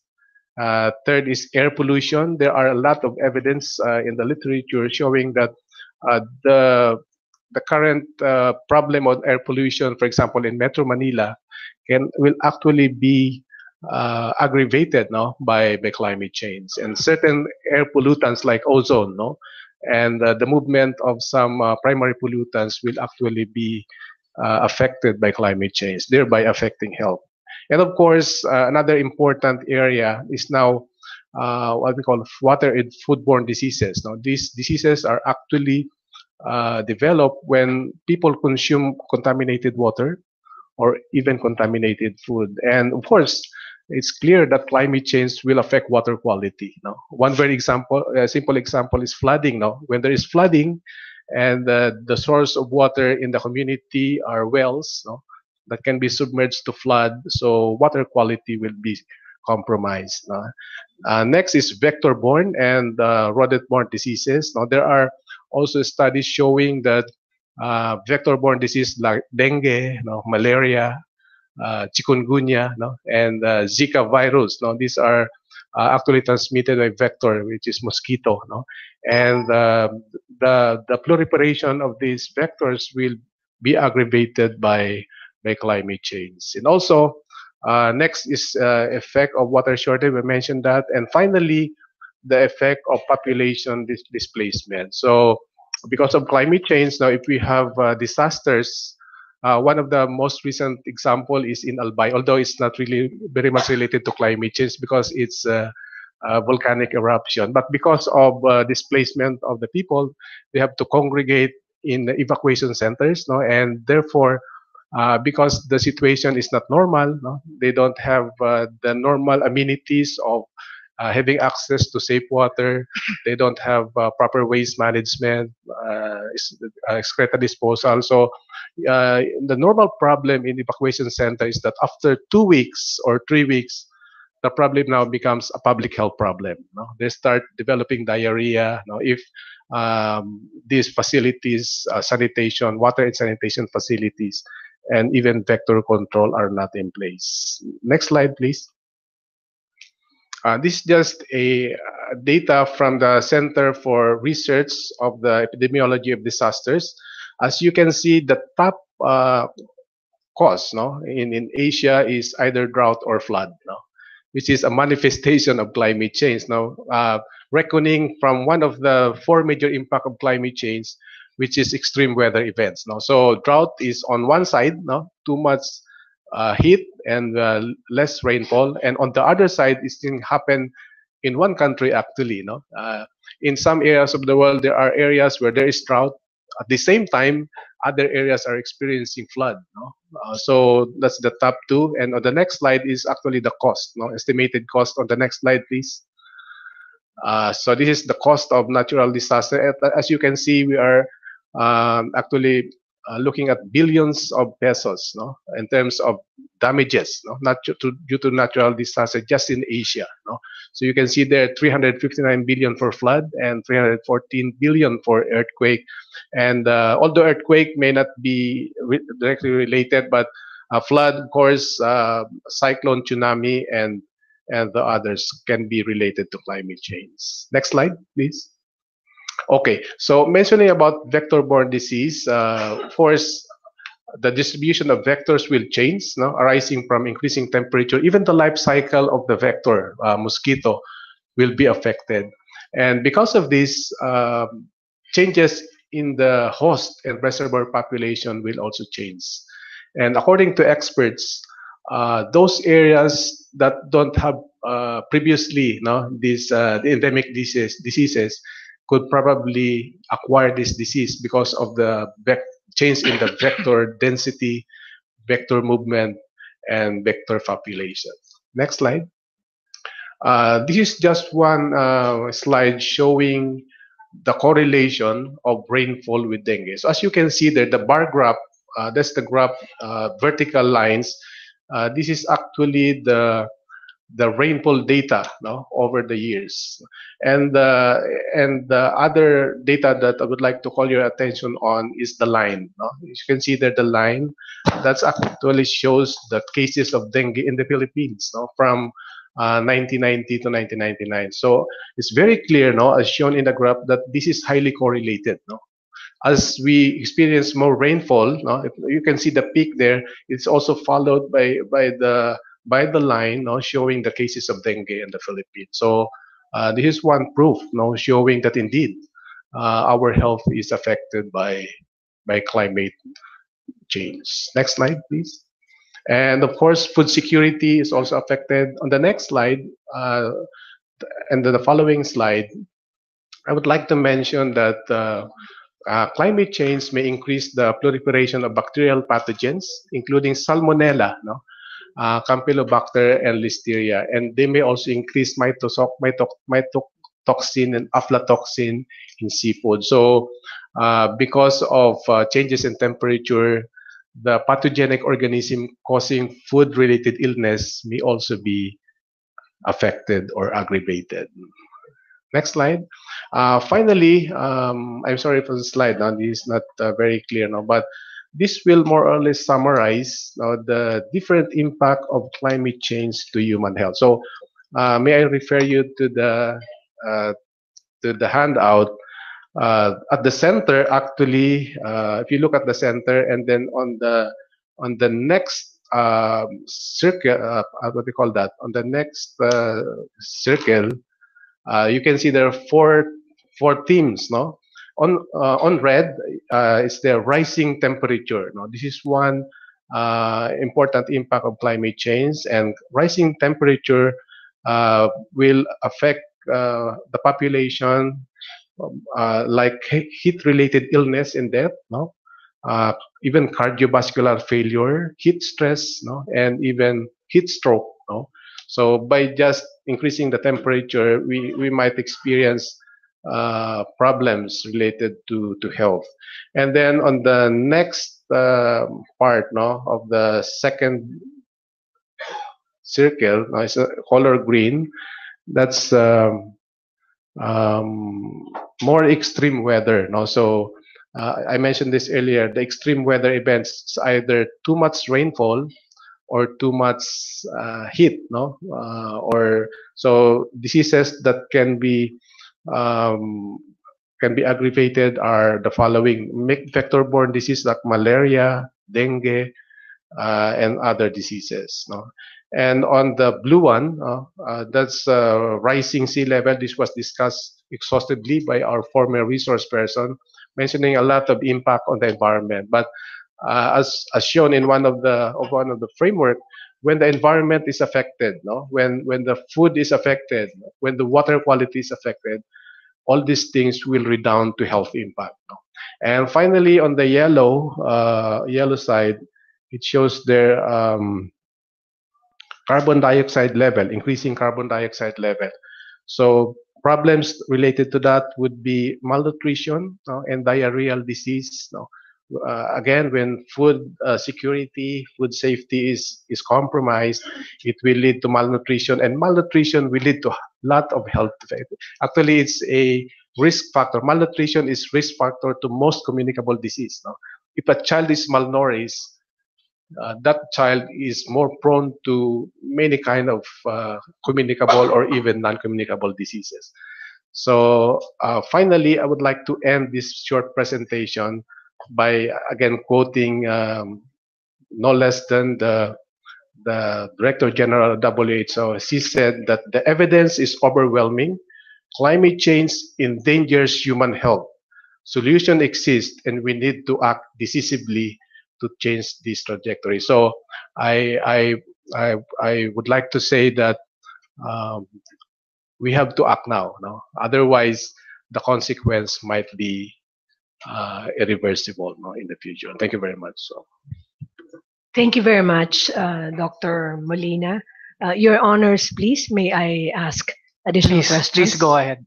Okay, you mentioned about literature, Dr. Molina, on the impacts of climate change on public health.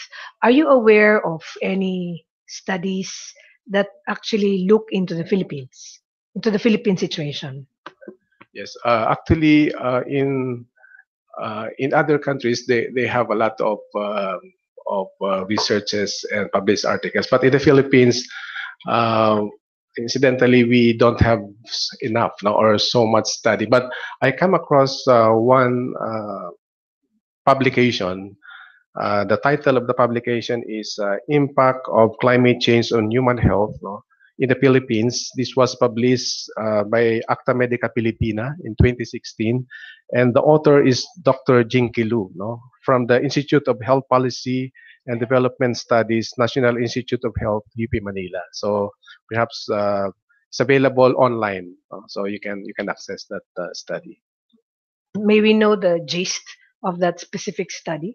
Yeah, it's actually a list of the different impacts of climate change on human health across the country, impacting on the different types of disease, vector-borne disease, no, like malaria, dengue, and cysto, and also waterborne, no, water-related disease like diarrhea, cholera, and typhoid fever, and other flood-related disease like leptospirosis. No? Yeah. So yeah. My next question, Dr. Molina, is I saw the slide stating that solutions exist. Do you see that also happening here in the Philippines? Do we have solutions to address the impact of climate change on health? Yes, actually, I think the Department of Health, no, should lead um, the different sectors in terms of coming up with solutions to the health impact of climate change, because we all know that health is multifactorial. No? Our health is affected by many factors in the environment, and I believe that the health sector alone cannot do this. No? The health sector should really be supported by, for example, by the water sector, no? By the solid waste sector, no? Because all of these things are interrelated, and all these things are what we call determinants of health. And on the national scale, I think the DOH should lead this program. But I also would like to mention the importance of the participation of the local government, because actually the action happens not in the national level, but in the rural areas, the coastal community, the drivers, the farmers, the fishermen. So I would like to mention that the role of mayors, no, barangay captains should be actually be part of the solution. No? Otherwise, the national government can only do so much. No? Your Honor, please. I have completed my questions to the witness, unless the honorable commissioners have questions. Not really a question. Before that, the witness referred to two documents that he came across. Are you? I would just like to ask the councils if you're planning to present these documents before the commission as part of your exhibits? Yes, yes, Your Honors. Thank you for that point. We will submit that next time, All right. before the next hearing, Your Honor, because it's good that Dr. Molina mentioned these studies. All Yes, right. we will. Thank you very much. So we will expect that from you. Yes. Do the panel members wish to question the resource person? Okay. Maybe we would request Dr. Molina to make himself available for further questioning by the panel at a later date. Would that be all right, Dr. Molina? Yes, Your Honor. All right. Thank you very much. Thank you. We can May now. we ask him to be excused, Your Honor? Okay, we are now excusing you, Dr. Molina, and we may now listen to your next witness. Last. But mahaba to. Baka tamaan. Si Chito already.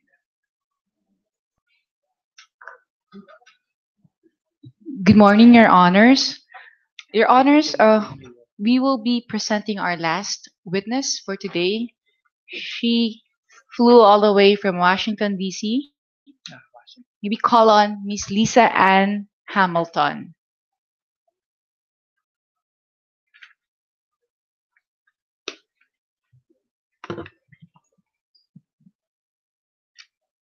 Please swear in the witness. Raise your right hand. Do you solemnly swear to tell the truth, the whole truth, and nothing but the truth? This national inquiry and the penalties provided by law. Thank you.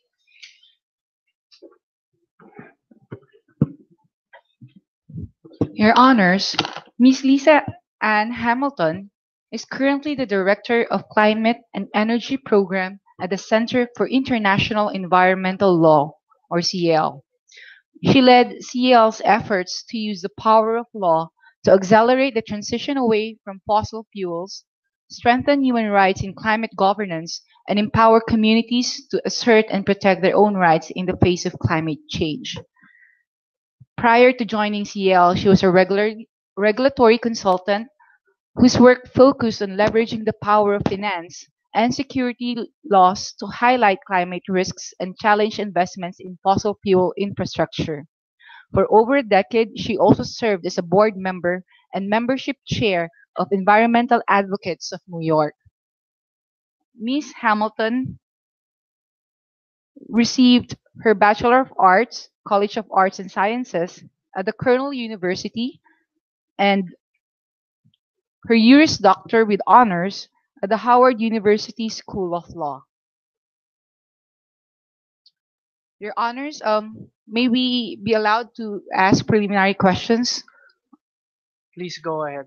Before that, Your Honors, Miss Lisa Ann Hamilton is being offered for today to share the summary of CEL's smoke and fumes paper, specifically on what the industry knew about climate science, when they knew it, and what they did with the information.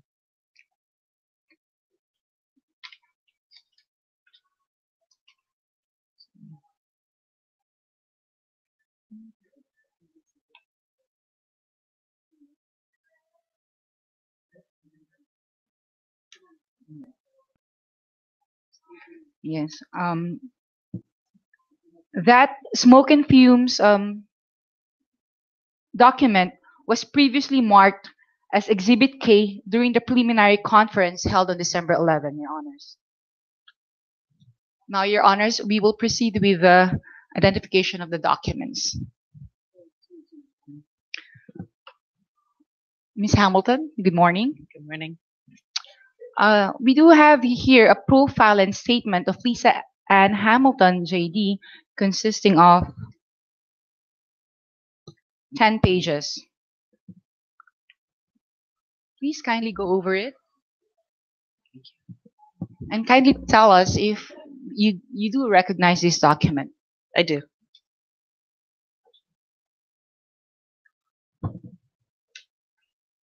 On the last page of the document, page 11, there appears a signature Lisa Ann Hamilton JD, signed March 28, 2018, but previously signed uh, as e-signature.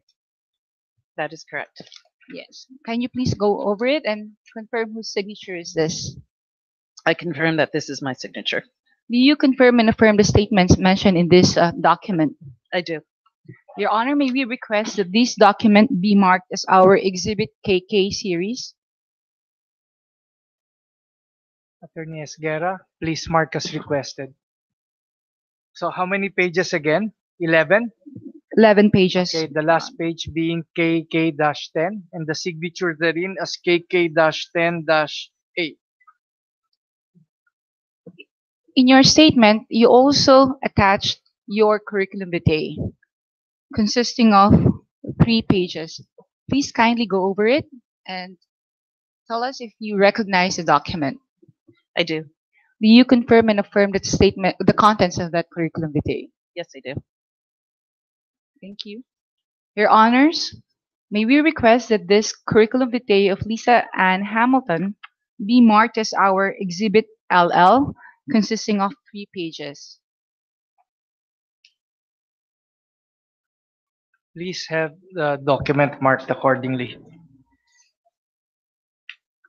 You also mentioned in your statement that you're going to have a presentation, a PowerPoint presentation, and submitted to us several documents. That is correct. I'll be showing you documents. First is a PowerPoint presentation, presentation to the Philippines Commission on Human Rights by Lisa Ann Hamilton, with several attachments. First is the Exxon Research and Energy Company, a document. The PowerPoint presentation consists of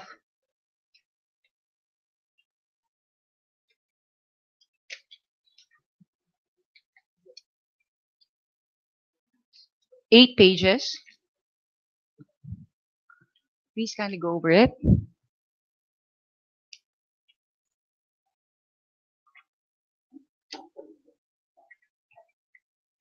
And the first attachment to the PowerPoint presentation, Exxon Research and Engineer Company, a document which contains 4 pages. Kindly please go over it. Counsel, may I see that first attachment? How does it look like? I'm looking for it here. The title is Exxon Research and Engineering Company, Corporate Research Science Laboratories, consisting of 4 pages. Nahanap ko nga. Ito. All right, thank you.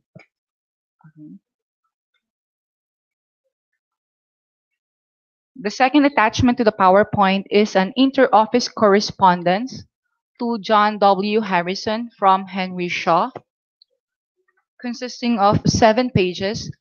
Kindly please go over it.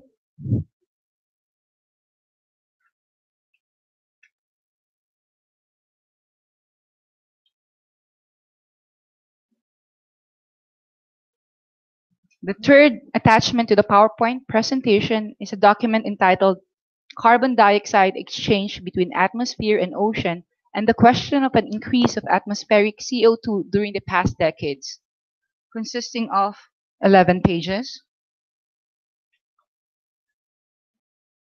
Kindly please go over it.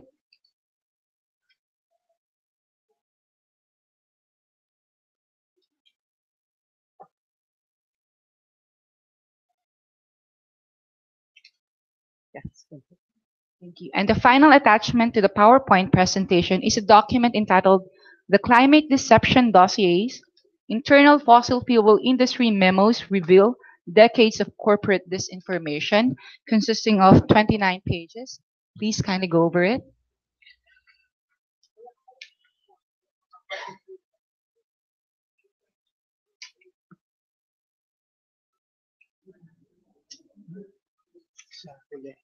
Thank you. Thank you. Do you confirm the submission of these documents and the contents thereof? Yes, I do. Your Honors, may we request that this PowerPoint presentation, including the attachments, the 4 attachments, be marked as Exhibit MM Series?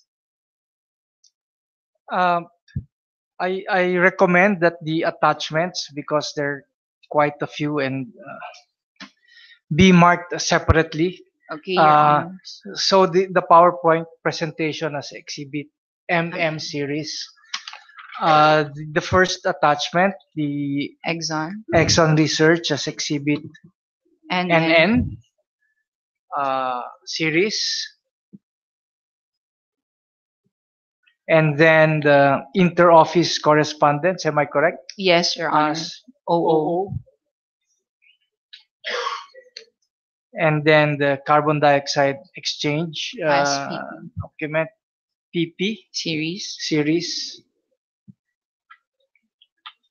And the climate dossiers, Your Honor. As QQ. the climate deception dossier as QQ,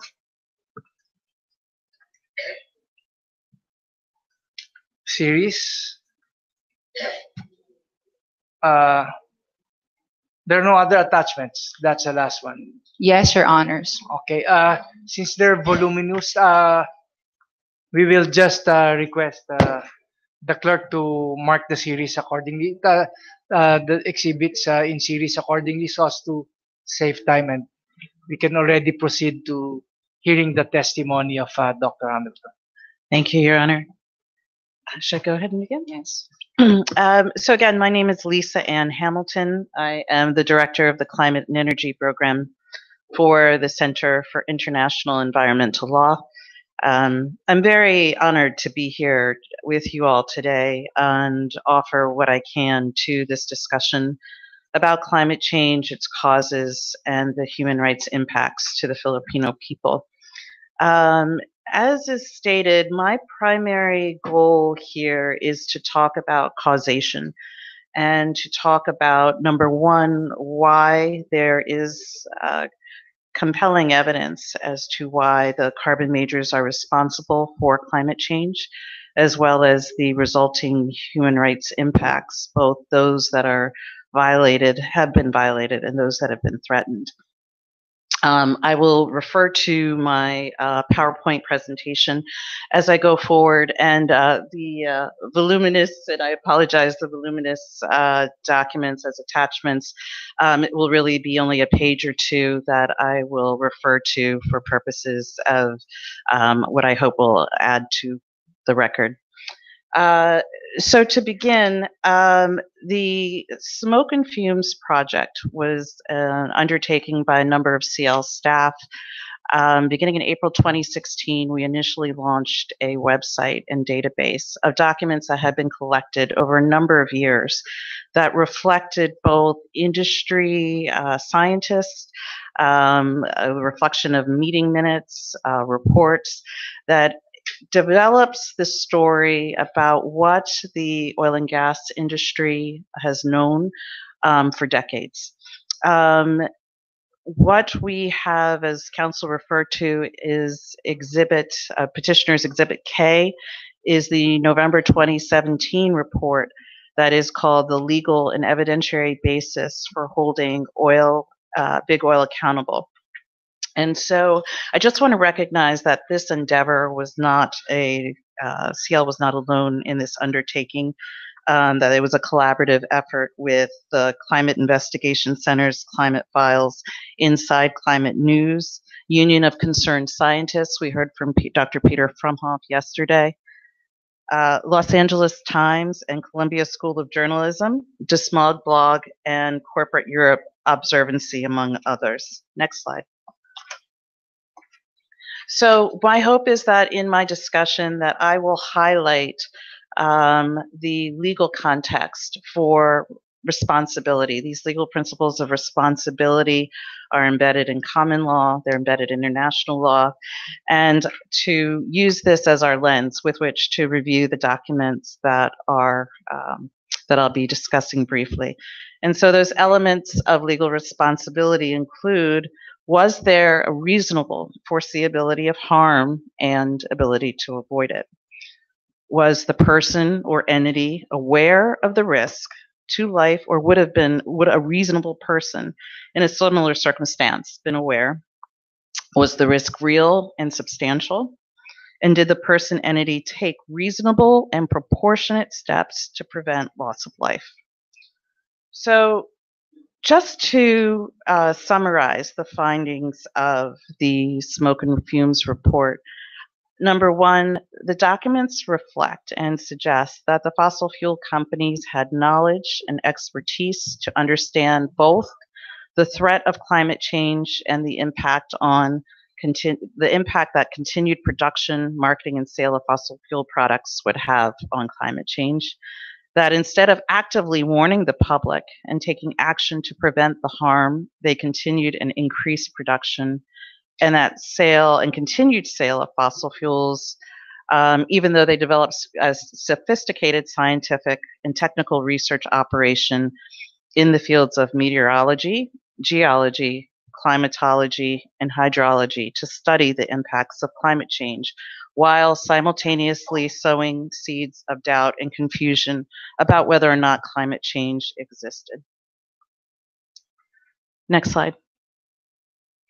So the record would lead us to believe that, strongly suggests, that there has been knowledge about the impacts of climate change since the 1940s. The 1940s offers some of the initial research and analysis about the connection between air pollution and fossil fuels.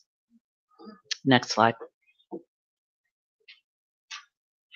So I want to begin by looking at some of the documents, the attachments that I've provided. And again, I'm just going to primarily read them for the record and then select a paragraph or two to illustrate this point about what was known at what particular time in the course of history. Your Honors, the document that I believe is marked PP now as part of this series is a document from 1957. It is from Roger Revelle and Hans Suess, and it is called Carbon Dioxide Exchange Between Atmosphere and Ocean, and the Question of an Increase of Atmospheric CO2 During the Past Decades. This is again 1957. So if we go to what is, I believe, page 19 in your version, Your Honors, and I'm looking at a paragraph that is describing again the science that was not new. This was already decades worth of science. And a key passage says, during the next few decades, meaning 57 and forward, combustion of fossil fuels will continue to increase if the fuel and power requirements of our worldwide industrial civilization continue to rise exponentially. And if these needs are met only to a limited degree by development of atomic power. It goes on to say, estimates by the UN, and those were 1955 estimates, indicate that during the first decade of the 21st century, fossil fuel combustion could produce an amount of carbon dioxide equal to 20% of that which we have now. So this particular document is a particularly interesting document, not only for the year with which we're seeing these initial discussions about scientific expertise devoted to and looking at the connection between CO2 emissions and the impacts on climate. Let's go to the next slide.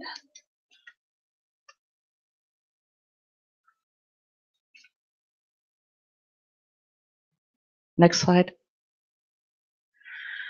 So as we progress through the 1950s, we see the rising prominence of the American Petroleum Institute. And this was a US-based industry organization primarily populated by companies that we now consider among the carbon majors.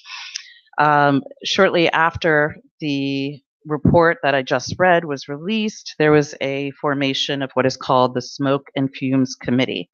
And internal documents indicate that there would now be an ongoing industry-funded effort to study the proportion of atmospheric carbon as a result of fossil fuel origins. Within the next decade, the Stanford Research Institute would report again on atmospheric concentrations attributed to fossil fuels increasing. And that increase to fossil fuel combustion can cause melting polar caps, inundation of coastal areas, among other severe environmental impacts.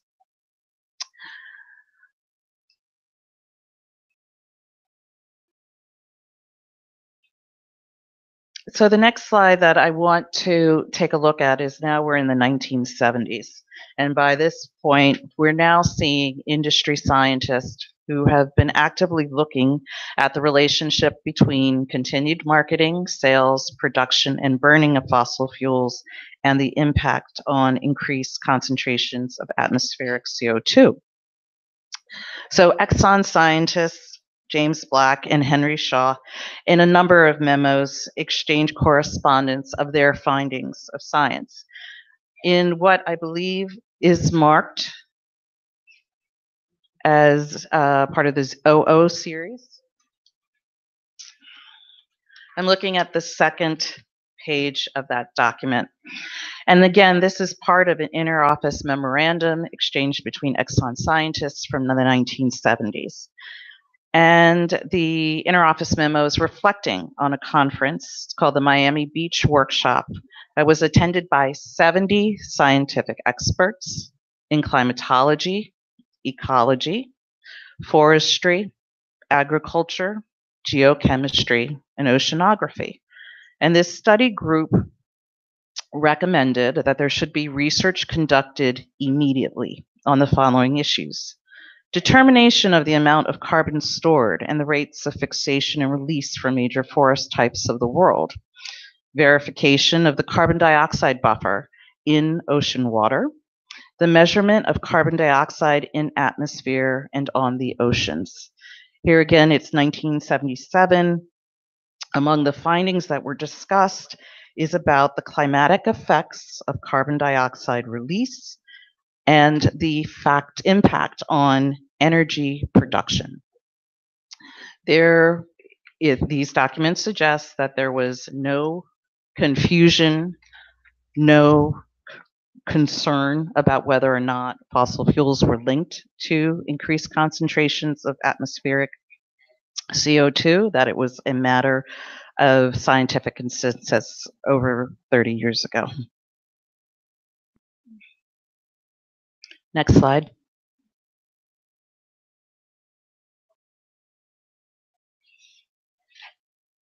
So by the time we get to the 1980s, we now have over 3 decades of substantive scientific knowledge by a number of experts that reflect the connection between increased concentrations of atmospheric CO2 and the change on the climate.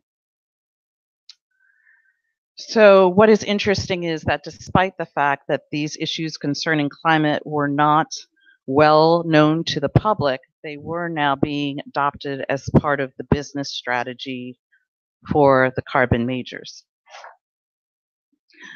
What I'm going to read now is an excerpt from what is marked as MM, which is another Exxon Research and Engineering document from September 1982.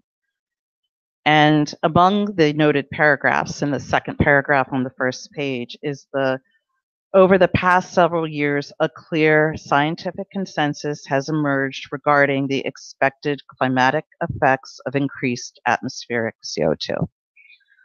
Here again, this memo suggests that there was, in fact, not a lack of confusion or information about the impact of increased combustion of fossil fuels.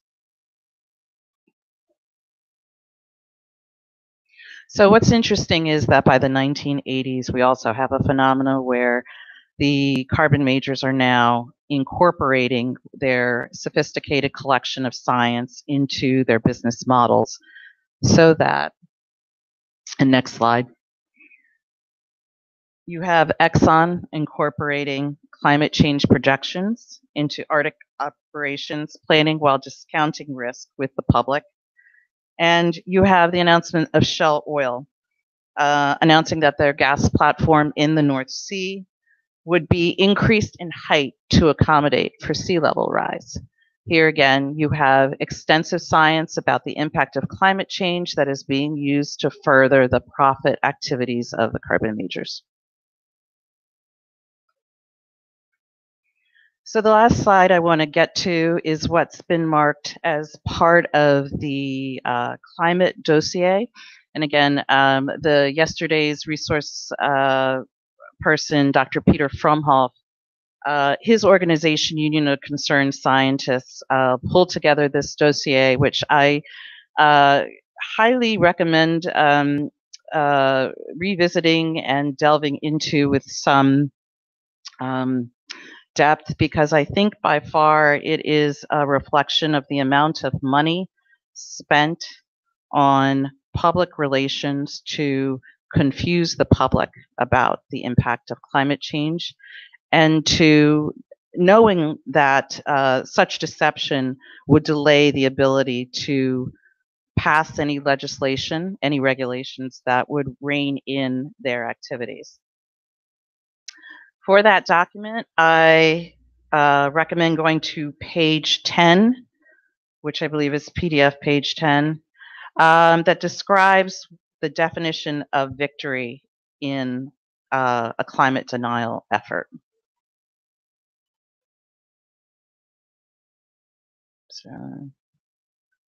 So victory will be achieved, and this is American Petroleum Institute's 1998 memo. 1988 memo presents a roadmap for climate deception.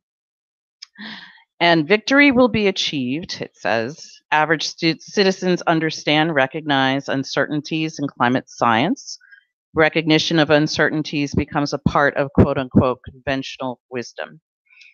Media understands, recognizes uncertainties in climate science.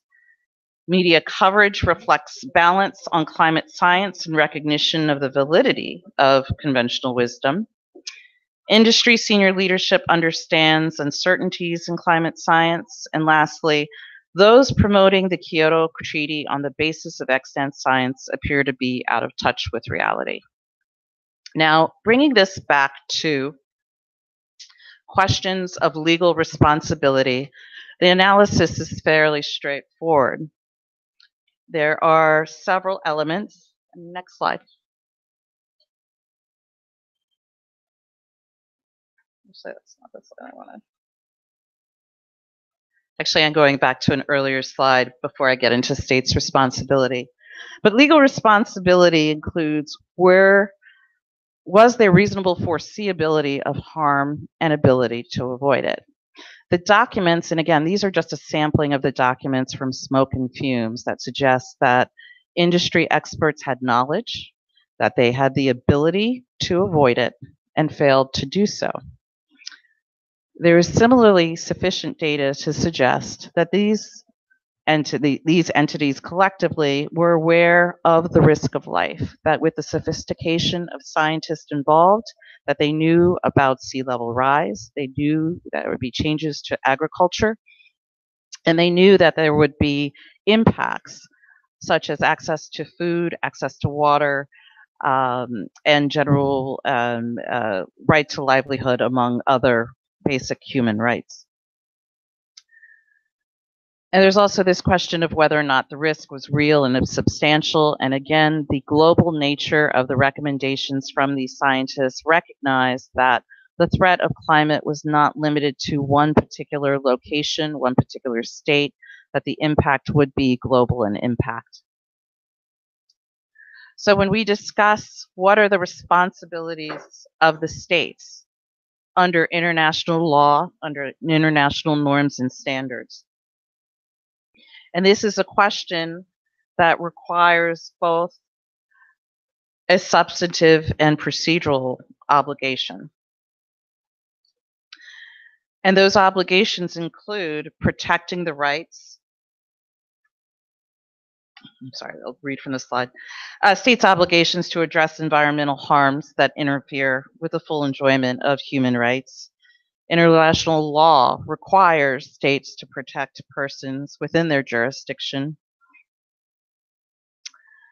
and address human rights abuses as a result of conduct by corporate actors.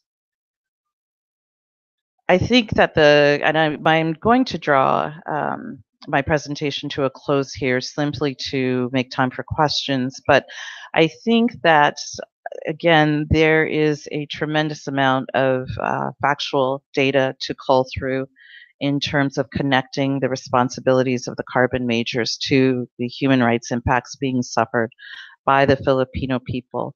But there is a good amount of data available in the public domain. Some of it is within research universities, some of it is among paywalls. But to connect the knowledge of the impact of the sales of fossil fuels on increased concentrations of atmospheric CO2 that is having extreme weather impacts globally was well known for decades. And it has simultaneously been recorded the amount of efforts that were going to frustrate those efforts. And I will, just as a last note, I do think it's worth noting that when there, with such a pattern of deception, it is a question before the commission about whether or not it interfered with your ability to protect the human rights of the Filipino people, where there has been such delay in having access to information that could have possibly saved lives earlier, and possibly saved the future people from the future suffering that I hope there's still time to avoid. So thank you. I'll stop there. Your Honors, we don't have a question for Ms. Hamilton. If the Honorable Commission do have questions. Yes. We do have some questions. Ms. Hamilton, just let me summarize what I thought was one of the major points that you were trying to establish. Number one, that as early as several decades ago, the carbon majors have been made aware of the potential harm to the environment of their business operations. But the case now before us is not just the environment. We're talking of climate change. And you can make a distinction between environment as a smaller concept as against the climate change. How do you jump? How do you intend to establish that nexus between climate change and the environment, harm that was made known to them? So I'm going to refer you back to the 1982 Exxon Research and Engineering Memo. And just to clarify, you're absolutely right that while the memo does discuss the geological evidence of temperature increases, I think here that there's a statement here that says, however, we find a compensatingly larger temperature increase in the polar regions given global average temperature increase that falls well within the range of scientific consensus. And so I do want to emphasize that not only reflected in the commentary of the letters exchanged between scientists at this time, but even in other documents that relate to recommendations of who should participate in addressing these issues. They recognize very early on that this is not simply a national issue of concern, nor is it even a regional issue of concern. That is, in fact, a global issue of concern as a result of changes in climatology and beyond isolated issues of environment. The second point that you sought to establish was that having been made aware of the potential harm to the environment of the business operations of the respondents, they not only failed to act on it, but you were asserting that they even went further. They engaged in acts of deception. That's correct. To mislead the public on the possible harmful effects of their operations. Could you expound on that? Sure. Happy to. So I think what, again, referring to Dr. Peter Fromhoff's testimony, and again, why I believe the slide he referenced in his testimony is worth discussing again here, is that this effort was, this effort to deceive received great investment right at the time of the Kyoto Protocol. Kyoto Protocol was an attempt to really take a bold effort of addressing climate. And so if you could create enough deception, create enough doubt, create enough cynicism among people who were not convinced that climate was a problem, they would not be on board to do something about it. Not doing something about it meant that for the oil and gas industry, their market share would be more likely to see profits in the continuing future rather than having those profits eroded by policies and restrictive regulations like the Kyoto Protocol. No, but what I'm interested to find out is what are the specific acts committed by the so-called carbon majors that you might deem as deception? Those documents I do think are worth looking into. I don't have them in front of me now, but from my best recollection, it's everything from advertisements to create doubt. It is lobbying activities for money spent to influence politicians to make decisions that are more in line with the continued production, marketing, and sale of fossil fuels rather than curtailing them. It's also reflected in the number of patents and alternatives for sources of energy that could possibly reduce the demand for their product. By owning those patents, you eliminate the ability you control them and eliminate the ability for anyone else to develop them. So the efforts to ensure market dominance comes in a lot of different forms, and it can be evidenced in a lot of different documents. Are you saying that denial of the negative effects on the environment or even on climate, denial by the carbon majors of the negative effects of their operations, is equivalent to a positive act of deception?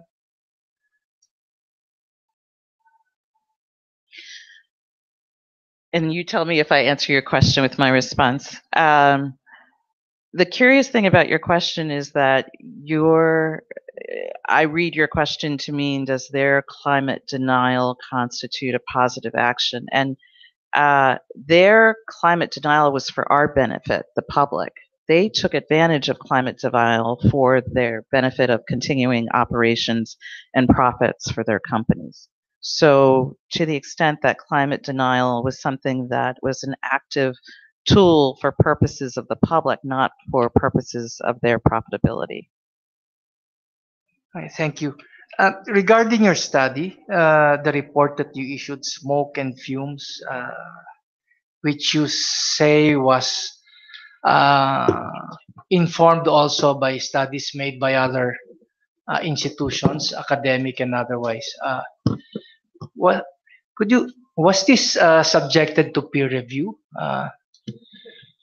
So the study itself was not subject to traditional peer review, but what was the process of developing the archives were to consult experts along the way, to consult individuals who were aware of the industry, who were familiar with industry trade groups, who understood the relationships between many of the same scientists actually who had been pivotal to the tobacco industry that became scientists for the oil and gas industry, to help them make sense of the science of impact of air pollution, impact of fossil fuels, impact of combustion on atmospherics, on human health, so that those links, those connections remain prevalent. Does that answer your question, or did I get too far afield?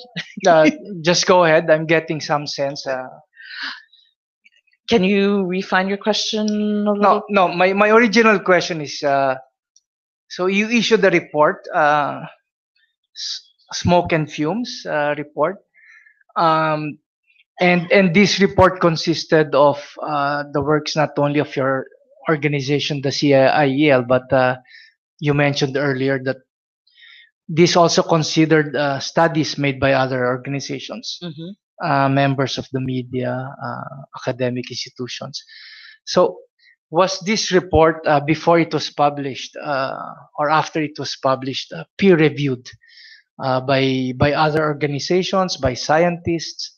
Uh, I have to, as far as as far as I know, the report itself was not peer reviewed. It did have the benefit of expert input and expert analysis to inform whether or not the conclusions that we reached were fair and reasonable. Unfortunately, I do not have the names of those experts who were consulted, but would be happy to provide those to you. mhm. Are you aware of any negative responses or challenges to the findings contained in this report produced by, for example, the oil majors? There are some very supportive members of the industry who do a great deal of social media to, uh, let's just say, poke fun or make fun of the findings. But we find it consistent with an effort to derail efforts to address this issue seriously.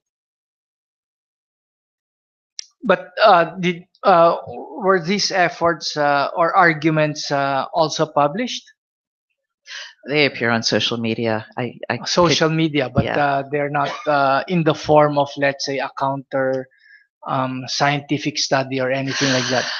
What we're seeing, and I can only speak to the United States primarily, where in the last year or so we now see 9 different climate litigation cases being brought by cities and counties, coastal communities, many of them, who are also suffering the very real severe impacts of climate change now. Those communities are facing billions of dollars of infrastructure costs to harden their seawalls because as sea level rises, they are now dealing with the threat of inundation. The concern there for them was that it's where there is significant and credible scientific evidence that can attribute what those harms are to them now to the carbon majors, that taxpayers in their jurisdiction should not bear the costs of having to pay for these harms that the carbon majors was foreseeable to the carbon majors. So these cases have been filed, and industry has determined that it is in their best interest to file suit against those communities and charge them with pursuing these actions as a political stunt rather than a substantive claim of foreseeable harm. And I only raise that issue because it is a form of, it's my opinion to say it's a form of harassment. It is a form of distracting, failing to take responsibility for harms. And I think it is an example of a trend that unfortunately we expect to see more of. I would prefer, and it's unfortunate the chairs to the left of council are empty, because at this stage in the seriousness of the problem, it would be more beneficial to have them at the table to work for remedy rather than continue to be absent and engage in denial and other deceptive techniques. So you spoke of remedy. Could you expound on the legal theories by which the carbon majors could be held responsible? You earlier, I think you mentioned tort and civil liability and some such things. Could you expound on them more? Sure, there are under a number of legal theories, and again, I focused on issues of tort because they are the most clear cut. But there are issues of international law, international norms that require states to protect, respect, and fulfill human rights.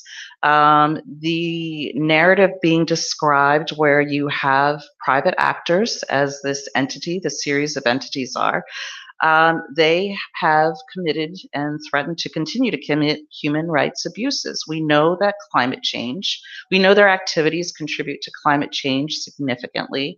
We understand that climate change threatens access to food, access to water, among many other human rights, and that the states, like the Philippines, has an obligation to protect its citizens from human rights. So there are It's well established under international law. It's well established under international human rights law that the states have obligations to protect its citizens from human rights. And that includes the activities of private actors like the carbon majors. Are you referring to the UN Guiding Principles on Peace and Human Rights by Ruggie? The UN Guiding Principles is a good point of reference. It is not binding. It offers a form of recommendations. I believe my colleagues expounded on this in the joint summary presented to this commission. It is a set of guiding principles are informed by the evolution of human rights law about holding private actors accountable, and I think that they can and should inform this question of how to hold the corporate majors responsible. Would the other panel members, Leah?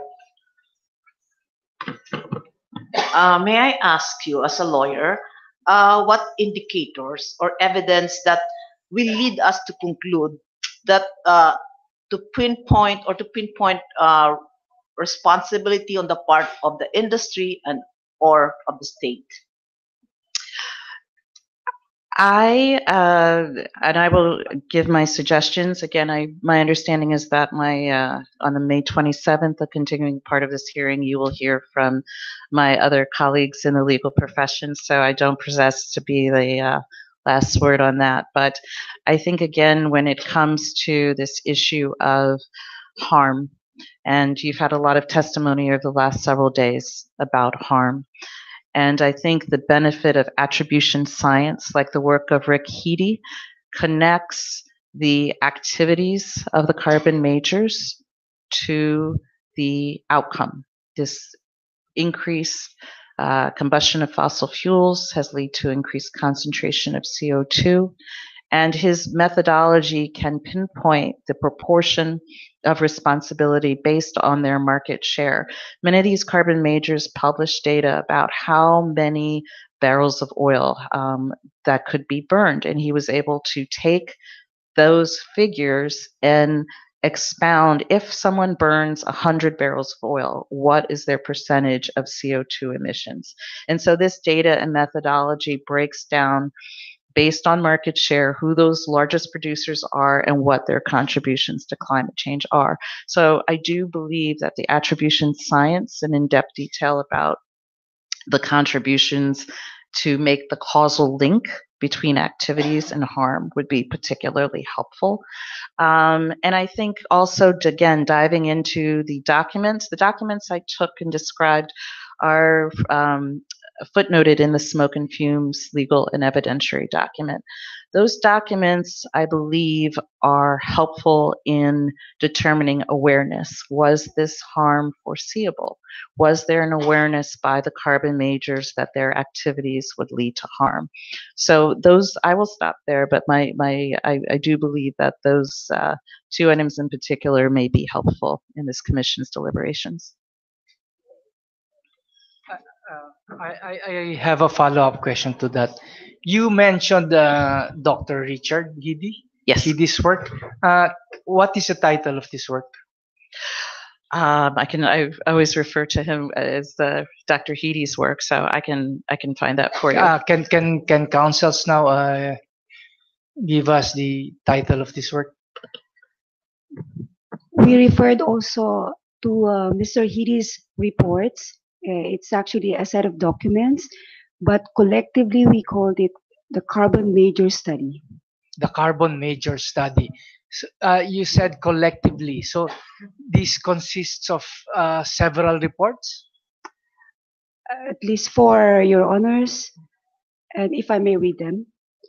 The first one is on updated details of carbon major publications.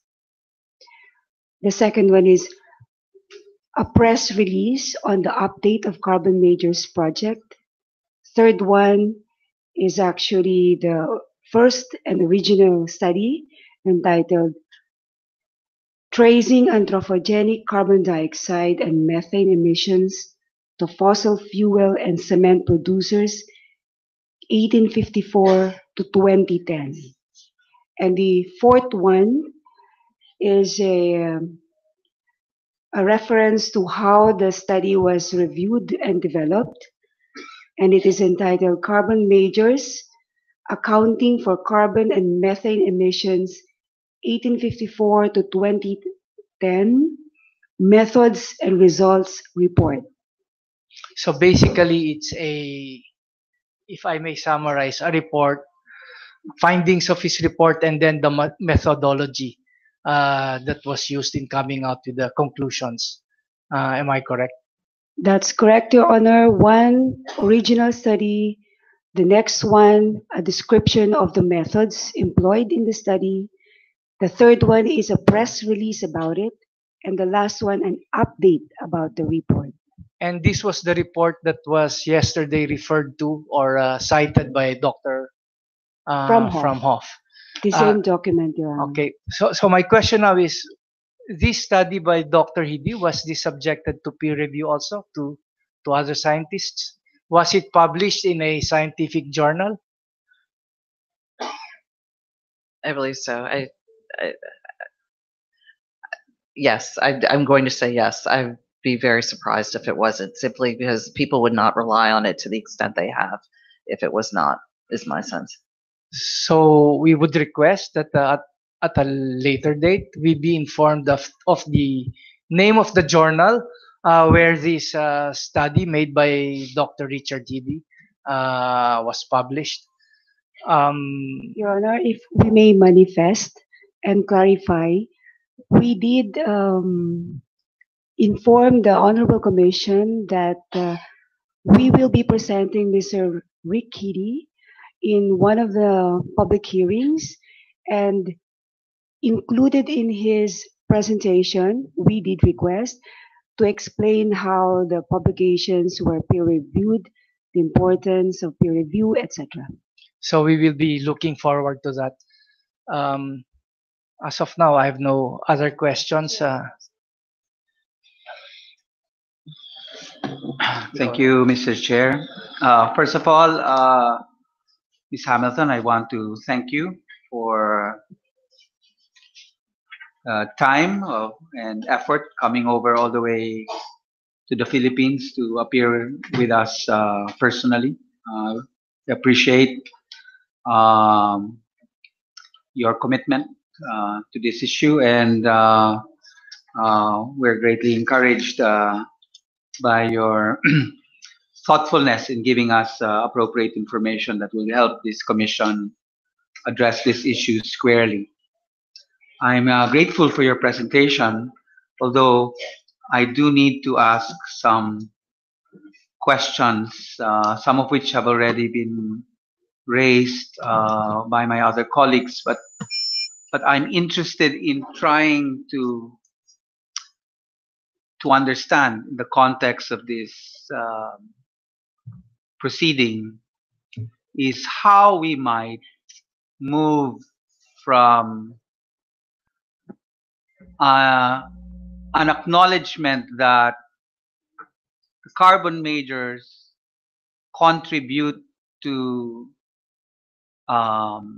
impacting on the environment on one hand, because that could fairly be explained by the science and so on, how that activity would then be linked to the possibility that a human rights violation had occurred. Because we are, after all, a commission on human rights. And so we are keen in understanding whether, in this particular instance, two things: whether a human rights violation as such has occurred, that there are identifiable victims, of those violations, and that the perpetrators are those that the petitioners claim to be accountable or liable for it. So, in this instance, they have pleaded the carbon majors. that's what I hope to try and see a sort of like a causal connection to. Because earlier you already described that ultimately our work will have to involve identifying that causal link between the activities on one hand and the harm caused. However, in the context of the environment, we have what is referred to as essentially the tragedy of the commons. We all know that the environment is being polluted. Everyone is making uh, a contribution to that. It may be the carbon majors, but it it may be all of us right now because we're using air conditioning and so on. So we're all contributing to the pollution in the air, carbon dioxide emissions. How might I be confident in saying that these particular carbon majors, because of the X amount of contributions that they make, should be the ones that we should identify as the perpetrators of a human rights violation? Or should we instead, and you've highlighted this anyway in your presentation, say that the violators, if assuming there is a human rights violation, are the states because of a failure to protect? You know, um, you know, the withdrawal from the Kyoto Protocol of the Trump administration, or the failure of the Philippine government to raise these issues when they could have and should have, and so on. No, that's what I'm grappling with. What tools are available for me to have the confidence to say that yes, those that have been pleaded in this instance are the ones that should be held liable for specific harm. You know, because how can I link the testimonies of the fisher folk and the farmers yesterday, or perhaps later when they present victims of Typhoon Haiyan, or the driver this morning? How can I link the harm that they experience to the actions of Exxon or BP and so on? That's a big question. I'm going to do my very best to answer it bit by bit, part by part. Number one, what I would say, and I want to start with the obligations of the states. It's very difficult to hold the states accountable, in my opinion, where you do not have access for the information to help you do it. That is one of the functions of climate denial, was to tie the hands of regulators to get them to act, because getting them to act means that the profitability of the existing business activities could not occur.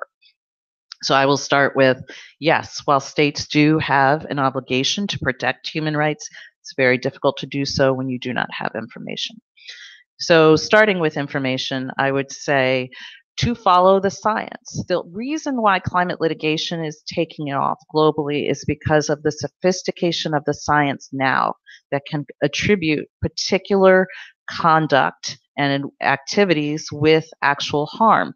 And I have to confess, I believe, and again, this is my opinion, that this idea of blaming the consumer is consistent with climate denial, because again, it distracts and it is an effort to diffuse where the real source of the problem is. You have an industry that made billions of dollars over decades and had the sophistication and resources to employ scientists to study atmospherics, to study meteorology, to study oceanography, to look at the ways in which their activities were contributing to ocean acidification.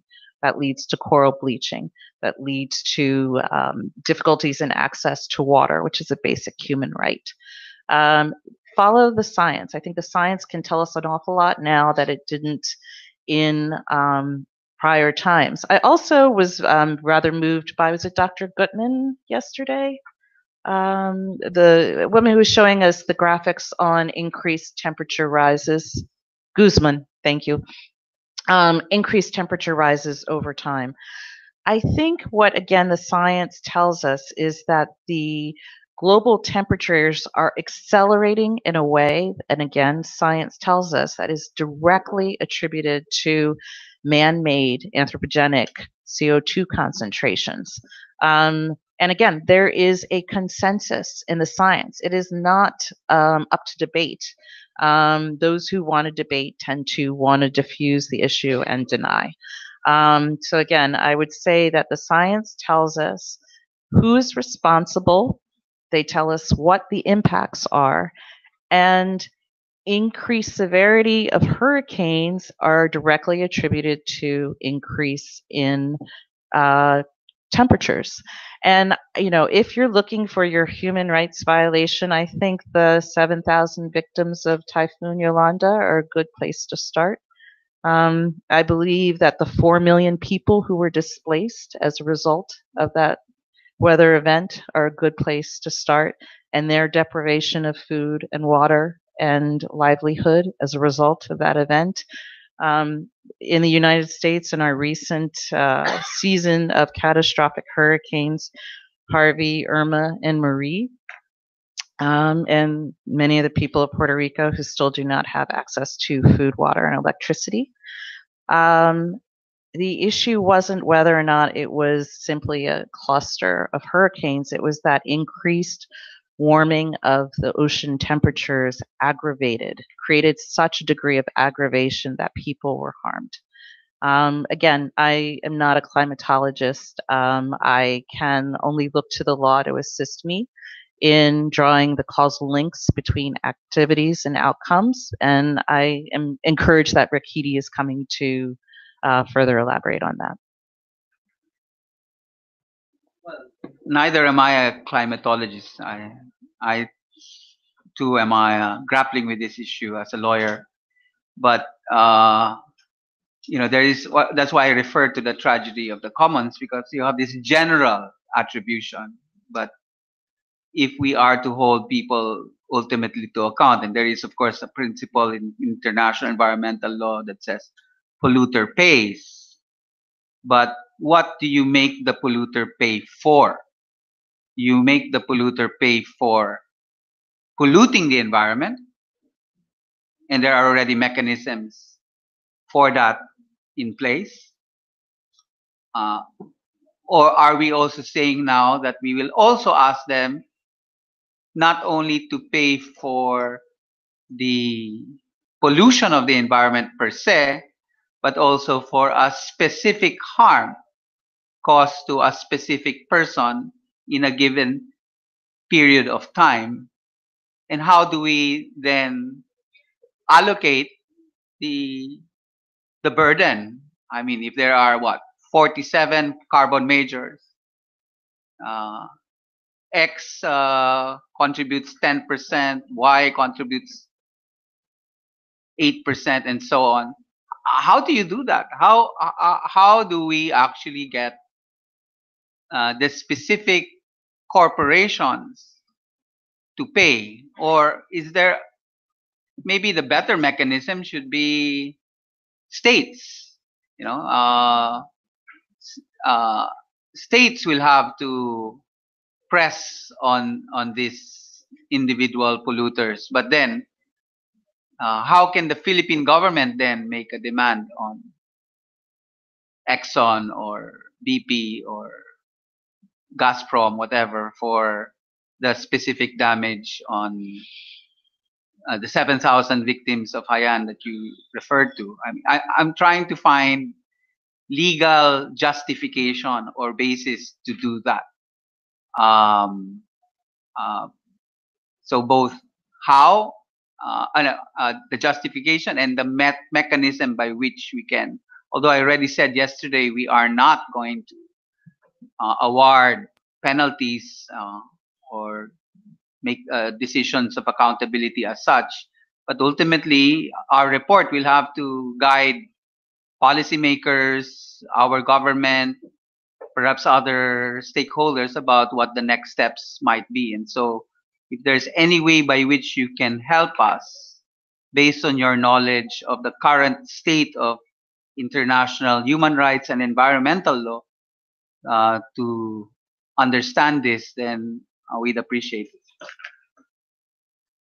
The one thing I will say to that, again, I think that there are some experts in remedy who would be far better positioned to assist you in that process than myself. But what I will say is that I've been very fortunate to work with a number of many communities globally on this issue of climate impacts, and there's certain things that cannot be replaced ever. You can't replace someone's mother or child or the promise of a family. And in the same way, from an environmental perspective, speaking to colleagues who work on continental Africa, and you cannot replace the disappearance of Lake Chad. It's impossible. There's no amount of money that's going to replace to what was a god to communities around that lake. There's no replacing it. This is an unprecedented global problem that is going to require no one solution is going to be sufficient. I believe that we are best positioned if we utilize as many options and as many parties and as many participants to help come at the problem from a number of different angles. And I'll stop there.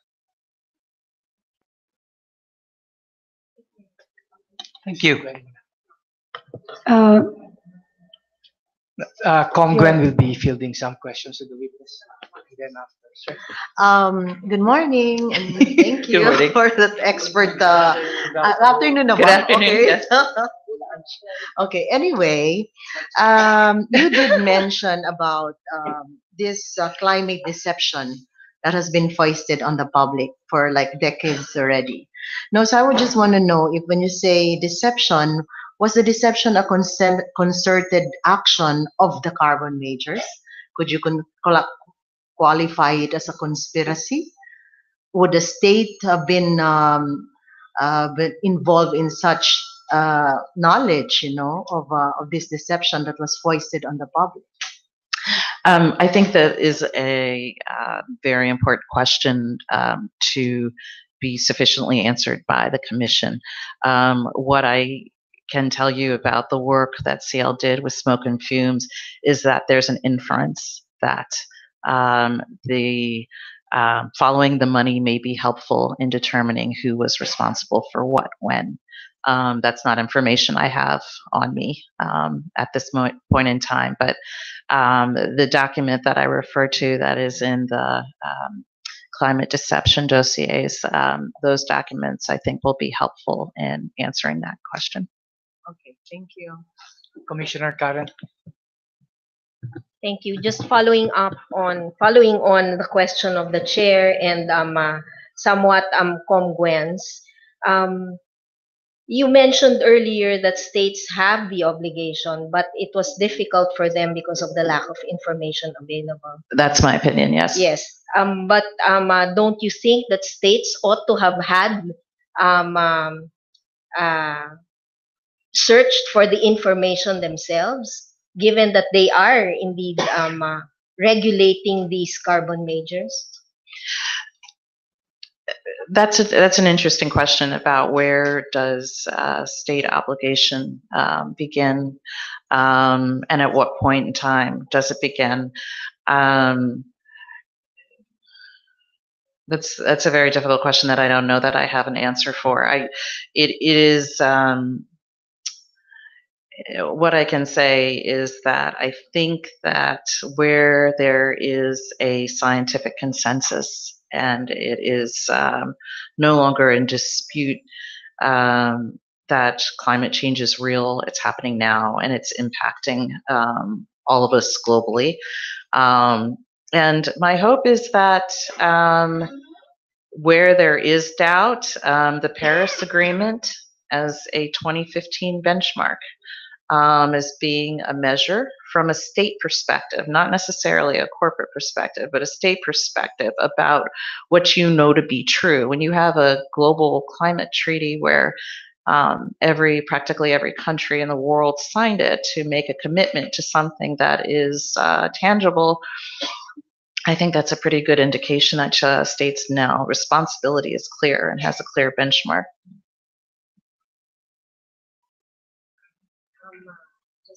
Just one more. Of course, states would have specific departments that will take a look at the scientific evidence or even generate the scientific evidence. Don't you think that even as far back as the 1950s, when you started your presentation earlier, don't you think that at that time even the states were actually had the resources to employ scientists to inquire on this particular phenomena that's happening today? Again, this is my opinion, and there are others who may differ. I am struck by the acceleration of extreme weather events. It has been interesting to see the increased frequency and intensity within just the last 10 years. Although there may have been, probably most states have some periodic weather and, monitoring of their own changes in everything from hydrology, geography.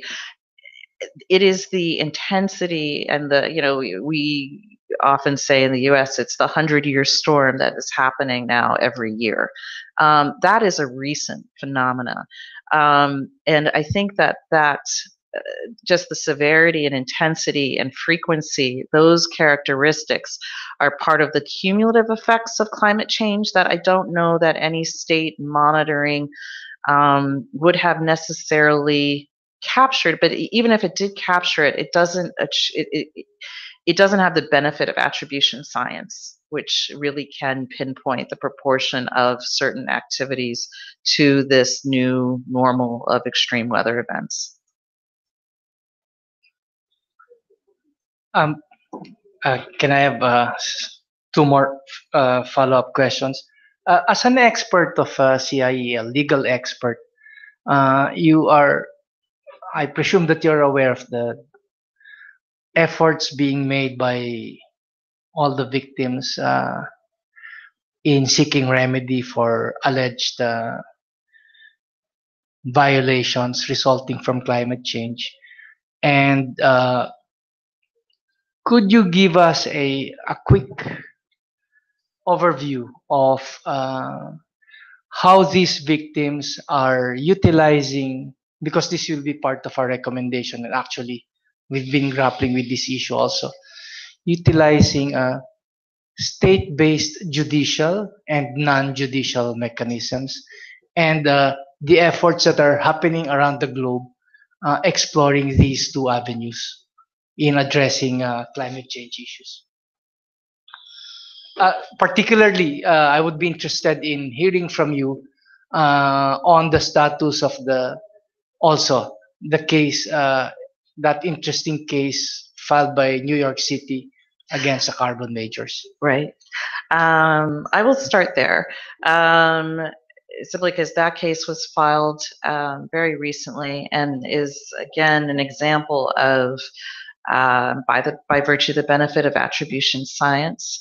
There is enough evidence to create a causal link between the conduct of carbon majors and the harms that New York City suffered during the course of Superstorm Sandy, resulting in billions of dollars of damages. So this causal connection between actors, activities, harm, and damages provides a particularly compelling case. What's going to be interesting to see in the U.S. is under what legal theory claims will prevail, whether it's under state law or sort of larger federal laws of common law of nuisance. So again, there is an evolving jurisprudence about the scope of responsibility, scope of liability, what are the appropriate remedies, how do you define harm? I think there's also an interesting sort of development of actual harm between prospective harm and showing due care about harms actually and presently suffered versus those that may be too far off in the future to address. Um, as far as the sort of non-judicial remedies, this part I'm not quite clear. I'm much better versed in actually the cases themselves and how they're evolving. Could you Well, be a you're little now before a non-state-based, I non-judicial see remedy whether mechanism. there are other national human rights institutions that will be looking at these issues. I think that there's a lot of people following you, looking to see how you will decide. It is a huge responsibility, and you are truly setting precedent here. I think that the law of international human rights is clear. I think you have the benefit of science like no other human rights institution has had prior to address the issues of climate change. And my hope is that it will send a signal about the need to address this issue in a way that isn't just rearranging chairs on the Titanic, as someone referred to, is that it becomes a much more deliberate, concerted effort to protect the rights of people who are currently standing in harm's way. No, but what I wanted to hear from you is, could you give us more or less an assessment of how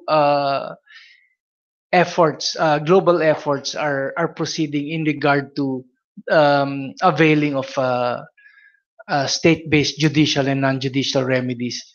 For example, insofar as judicial remedies are concerned, would you say that there is an established trend or uh, legal precedents that are more or less developing into a global precedent that even us can cite as a commission? I do think that the recent decision by the Inter-American Court on Human Rights was very compelling. And I think that you will see more decisions that recognize a fundamental right, whether you put it as a survivable climate, a livable climate, whether on the behalf of present generations or future generations. The jurisprudence on this is evolving rapidly, as well as the discussions among a number of human rights treaty bodies. We're seeing a number of decisions that have come out of CEDAW, the Committee on the Rights of the Child, particularly looking at the states' obligations in line with their energy policies and looking at ways in which, if you are endorsing an energy policy that exacerbates the risk of climate change and the risk of human rights, you are not meeting your obligation under certain international conventions. So it is rapidly evolving on the state level. It is rapidly evolving on the international level, and it just remains to be seen under which arguments, which set of facts will be most compelling to allow for remedy. Are there other questions, Counsel?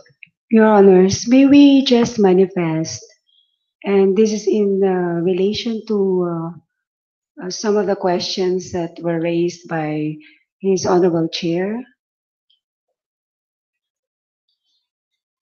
We will be presenting experts, resource persons in the next public hearings to specifically discuss examples of proxy measure of responsibility, which I believe that's the tool that is being asked.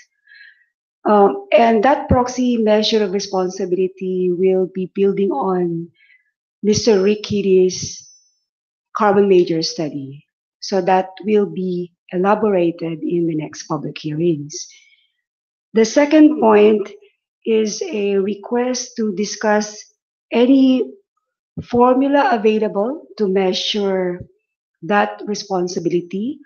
One of those formula has actually been mentioned here, like market share, and some formula and approaches to measure responsibility. Given the unique nature of an environmental problem and a health problem, for example, In the opening statement, I mentioned the tobacco cases. We can also draw examples from the tobacco cases, how the impacts were measured, and we will have another resource person to elaborate that example and that approach, several approaches to measuring impacts and responsibility. And the last point is that in our petition, in the amended petition, we did mention that while it is not possible to attribute a specific harm or threat thereof to the carbon produced by a single carbon major, there is a substantial probability that the climate impacts experienced by Filipinos are made significantly worse as a result of the carbon major's past and current activities. Each company should be held accountable for making some of their contributions. And an expert resource person will be invited again to explain that responsibility is not contingent on a company being the sole cause of a human rights impact. A company is responsible if it has contributed to or is involved in the impacts, even if it is one among many responsible parties. We will be presenting a resource person to elaborate that statement, Your Honors. So these resource persons that you mentioned will all, because those are two basic issues you mentioned, will all be addressed in the next hearing in May? Hopefully, Your Honors, they will be in person this May, but likely one or two may not be available, so we will be presenting them in the hearings after the After May. May. All right. Yes. So Attorney Mayo, Anda. and the last point, Your Honor, just for the record, that when you asked earlier which publication uh, published Mr. Rikiri's report, uh, it's in the scientific journal named Climatic Change. It's dated January 2014, volume 1 to 2, issue 1 to 2, and it's on pages 229 to 247 or 1. Would you be We able will to, verify that. furnish us copies of that journal? We will do so, Your Honor. So we could review it before Richard Hedy actually testifies before the panel. That's noted, Your Honors. Are there other questions, Chair? So Chair, actually this isn't really a question directed to our expert witness or to the lawyers for the petitioners at this point. It's really more a question of order or procedure that might guide us both now and in succeeding hearings, Mr. Chair. I would like to seek clarification if our rules will allow or does allow the prospect or possibility for questions to be tabled, not from the panel nor from the lawyers, but let's say from the other stakeholders that are here or perhaps watching. I asked that question because, of course, this is a non-adversarial proceeding. Second, we have made a decision that this should be an open, transparent, and inclusive process as best we can. But of course, the constraints of our procedures, we have a witness stand, we have lawyers being very formal about things, and but the fact that we have no lawyers from the respondent, but potentially some of them are observers, but not making an appearance as such, shouldn't we create the prospect or possibility for interlocutors to raise questions, maybe under certain rules and restrictions, so that at least we could exhaust the possibilities of discussion. I don't know if the rules allow this, and you are in a better position to The rules clarify. definitely allow it. In fact, we make it a point to mention it every time we have a hearing, starting from December during the preliminary conference. And in fact, before we end hearings, we always address the gallery if there are other parties present in the session hall who would want to manifest um, any question or make suggestions to the commission.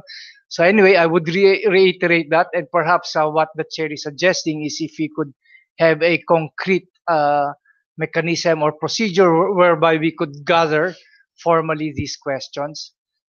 We can talk about that, Mr. Chair, but certainly we are open uh, to receiving questions from the gallery uh, that we can ask to the witnesses. What about questions from social media? Is that possible? It's possible. Questions from outside the lawyers and the panel. We are ready to receive these questions. In fact, one of the protocols that we were trying to develop, I don't know if it's already done. That's why we are also being streamed online, is to encourage those who are observing the proceedings to participate, to fill in their questions and comments. And all these, as far as practicable, if you can forward them to the witnesses, we will do so. But all these we will consider in our not only questions but even responses from third parties when we do draft the resolution. Uh, Thank you, Mr. Chair. And that last point is very important as well. No? While we have continued to offer an opportunity for any of the respondents to come forward, and while they have not yet uh, acknowledged or received or responded to that invitation in this hearing, we of course note that some of them have already submitted written uh, pleadings and communications to the commission.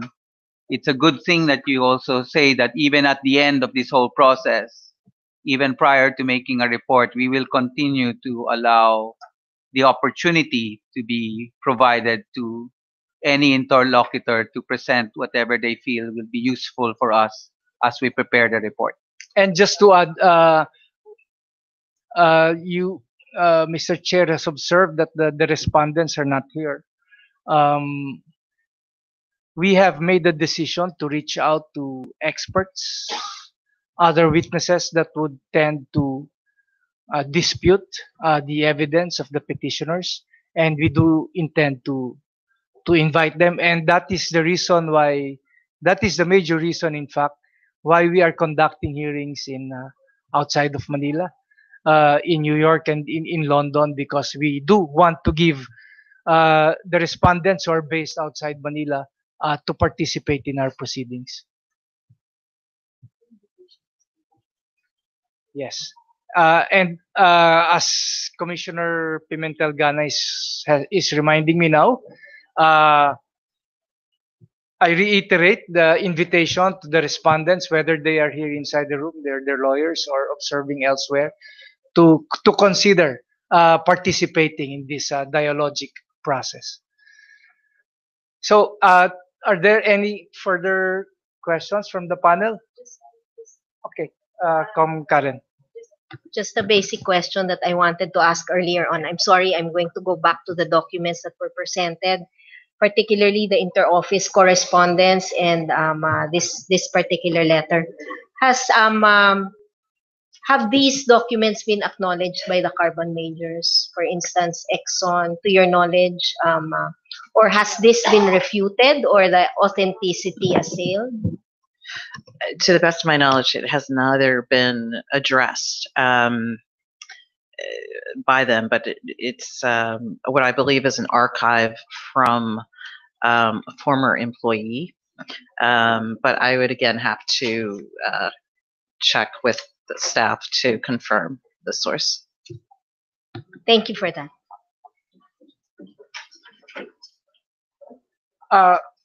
Are there other questions?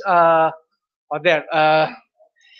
Si Mr. Isagani is Serrano is one of the petitioners. So could you? I was just struck by the last point you made, Mr. Chair. Before you continue, could you state your name and the organization you represent? Sagani Serrano, for I'm records president purposes. of the Philippine Rural Reconstruction Movement and one of the petitioners. I would like to ask the chair about the last point you made in regard to calling on certain witnesses who are on the opposite side of this debate or dialogue, as if you will. And I want to know if the commission, one, would be inviting this bunch of climate deniers among the scientists. For example, Fred Singer, or the statistician McIntyre, and these people who have been involved in the science of climate change, just to mention some of the examples. Second, where will that put the commission? Because you will be taking two groups who would be battling or debating on the science of it, or repeating some of the debates that have already gone through in the climate circles. And as the chair said, you're not in a position, as the commission itself is not in a position to be able to make a judgment on the science about these things. So where will that place you if that happens? It's just a question and comment on the point that you made. This is no different from having the respondents appear. Hypothetically, if the respondents had appeared, then we will be hearing the other side of the issue, so to speak. But their non-appearance should not prevent us from listening to the other side to have a more informed decision. Where will it place us? Well, we will consider all the evidence, because the resource persons that would otherwise have been presented by the respondents, since the respondents are not here, may be invited by the panel as its own resource person. And to have a more informed decision, I believe that we should hear the other side of the issue also. Fair enough. Thank you. Thank you for your question. Ex-Chair ETA of CHR.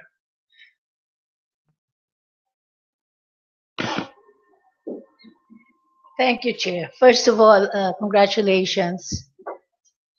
Bato? Thank you very much. First of all, congratulations. And I'd like to thank the resource person. She really gave a very excellent presentation. Two questions. One is addressed to the resource person herself. In Washington, D.C., you do have a belt around Washington, D.C., which they say are the big lobbyists. They lobby for legislation. So, what do you call them? K. Okay, K. Now, these lobbyists actually, I think that one indicator which was brought out by the commissioners, when you're looking into the stakeholders, state responsibility of the carbon majors, and even responsibility of the consumers themselves. One indicator can be seen in terms of measuring the extent of influence of these lobbies on the kind of legislation that results from Congress. Um, that's one measure to indicate exactly um, who has the responsibility. To what extent does Congress allow and tolerate this kind of profit-making businesses to go on, given the awareness, their own awareness of the risks involved, the risk factors involved. So that's one. And the point also is how much effort does Congress have with respect to providing both judicial and non-judicial remedies for the consumers? So that's one question. And then the second question is also addressed to the commission itself. Maybe using that approach, maybe we can also look into our own Congress and find out to what extent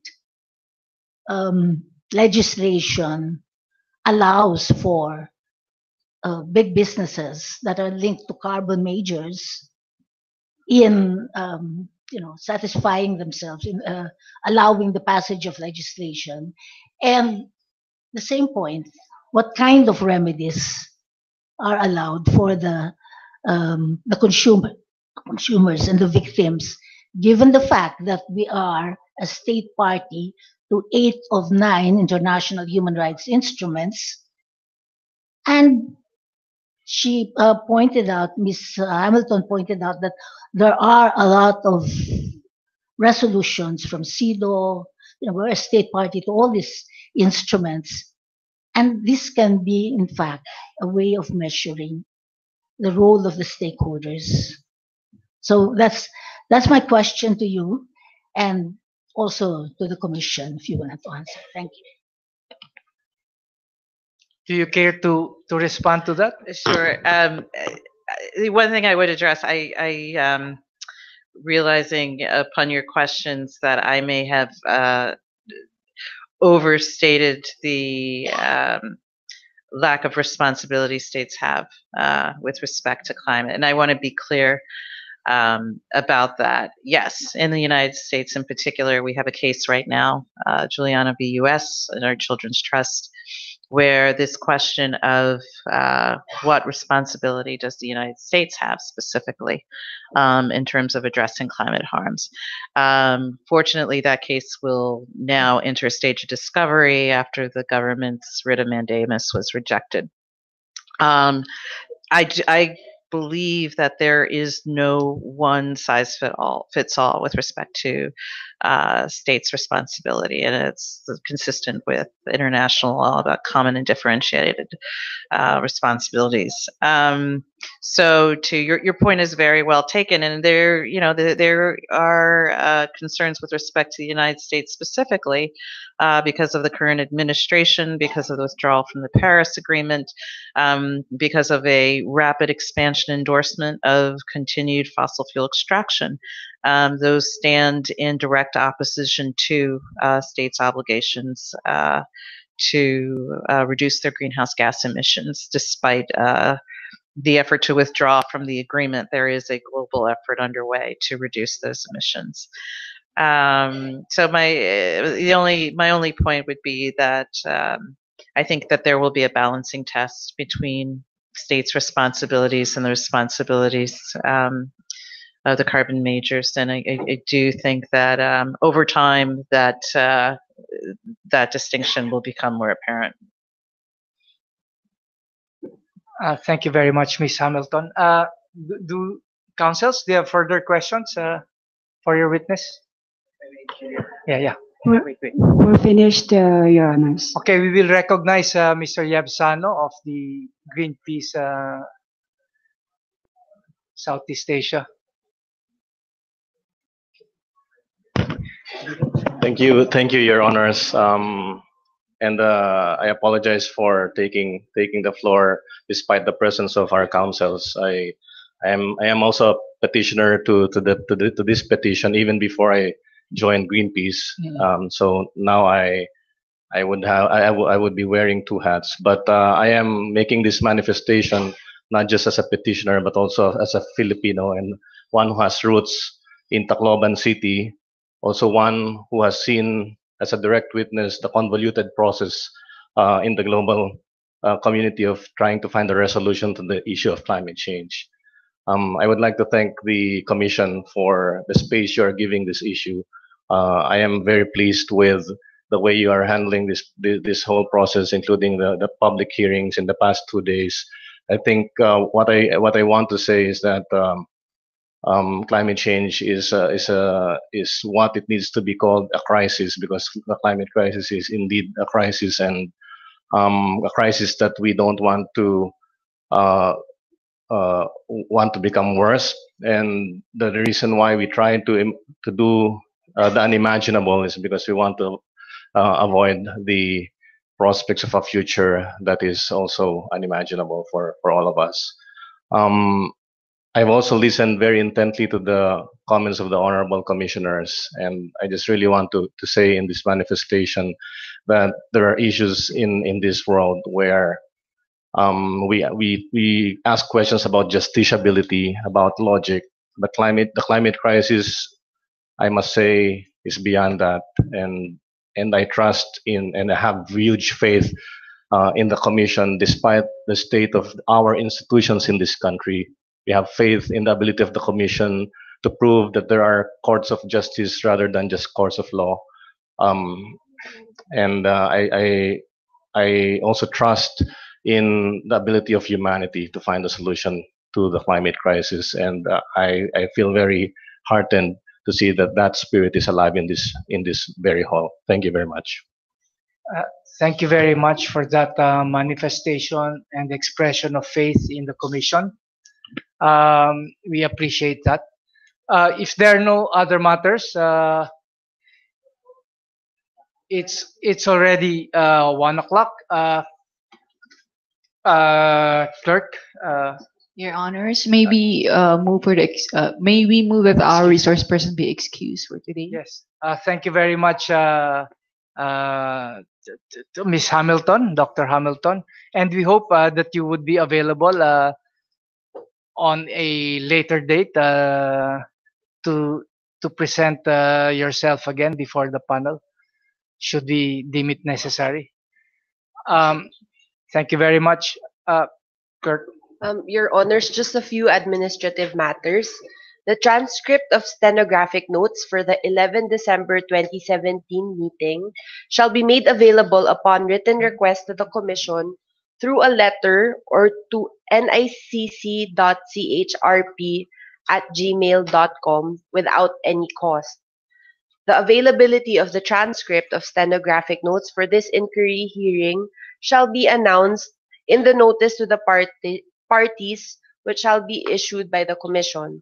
Also, Your Honor, we have provided the dates and the venues for all the succeeding hearings, and we will be reiterating the same in our future notices. That is all, Your Honor. Thank you very much. There being no other matters for consideration, today's hearing is adjourned.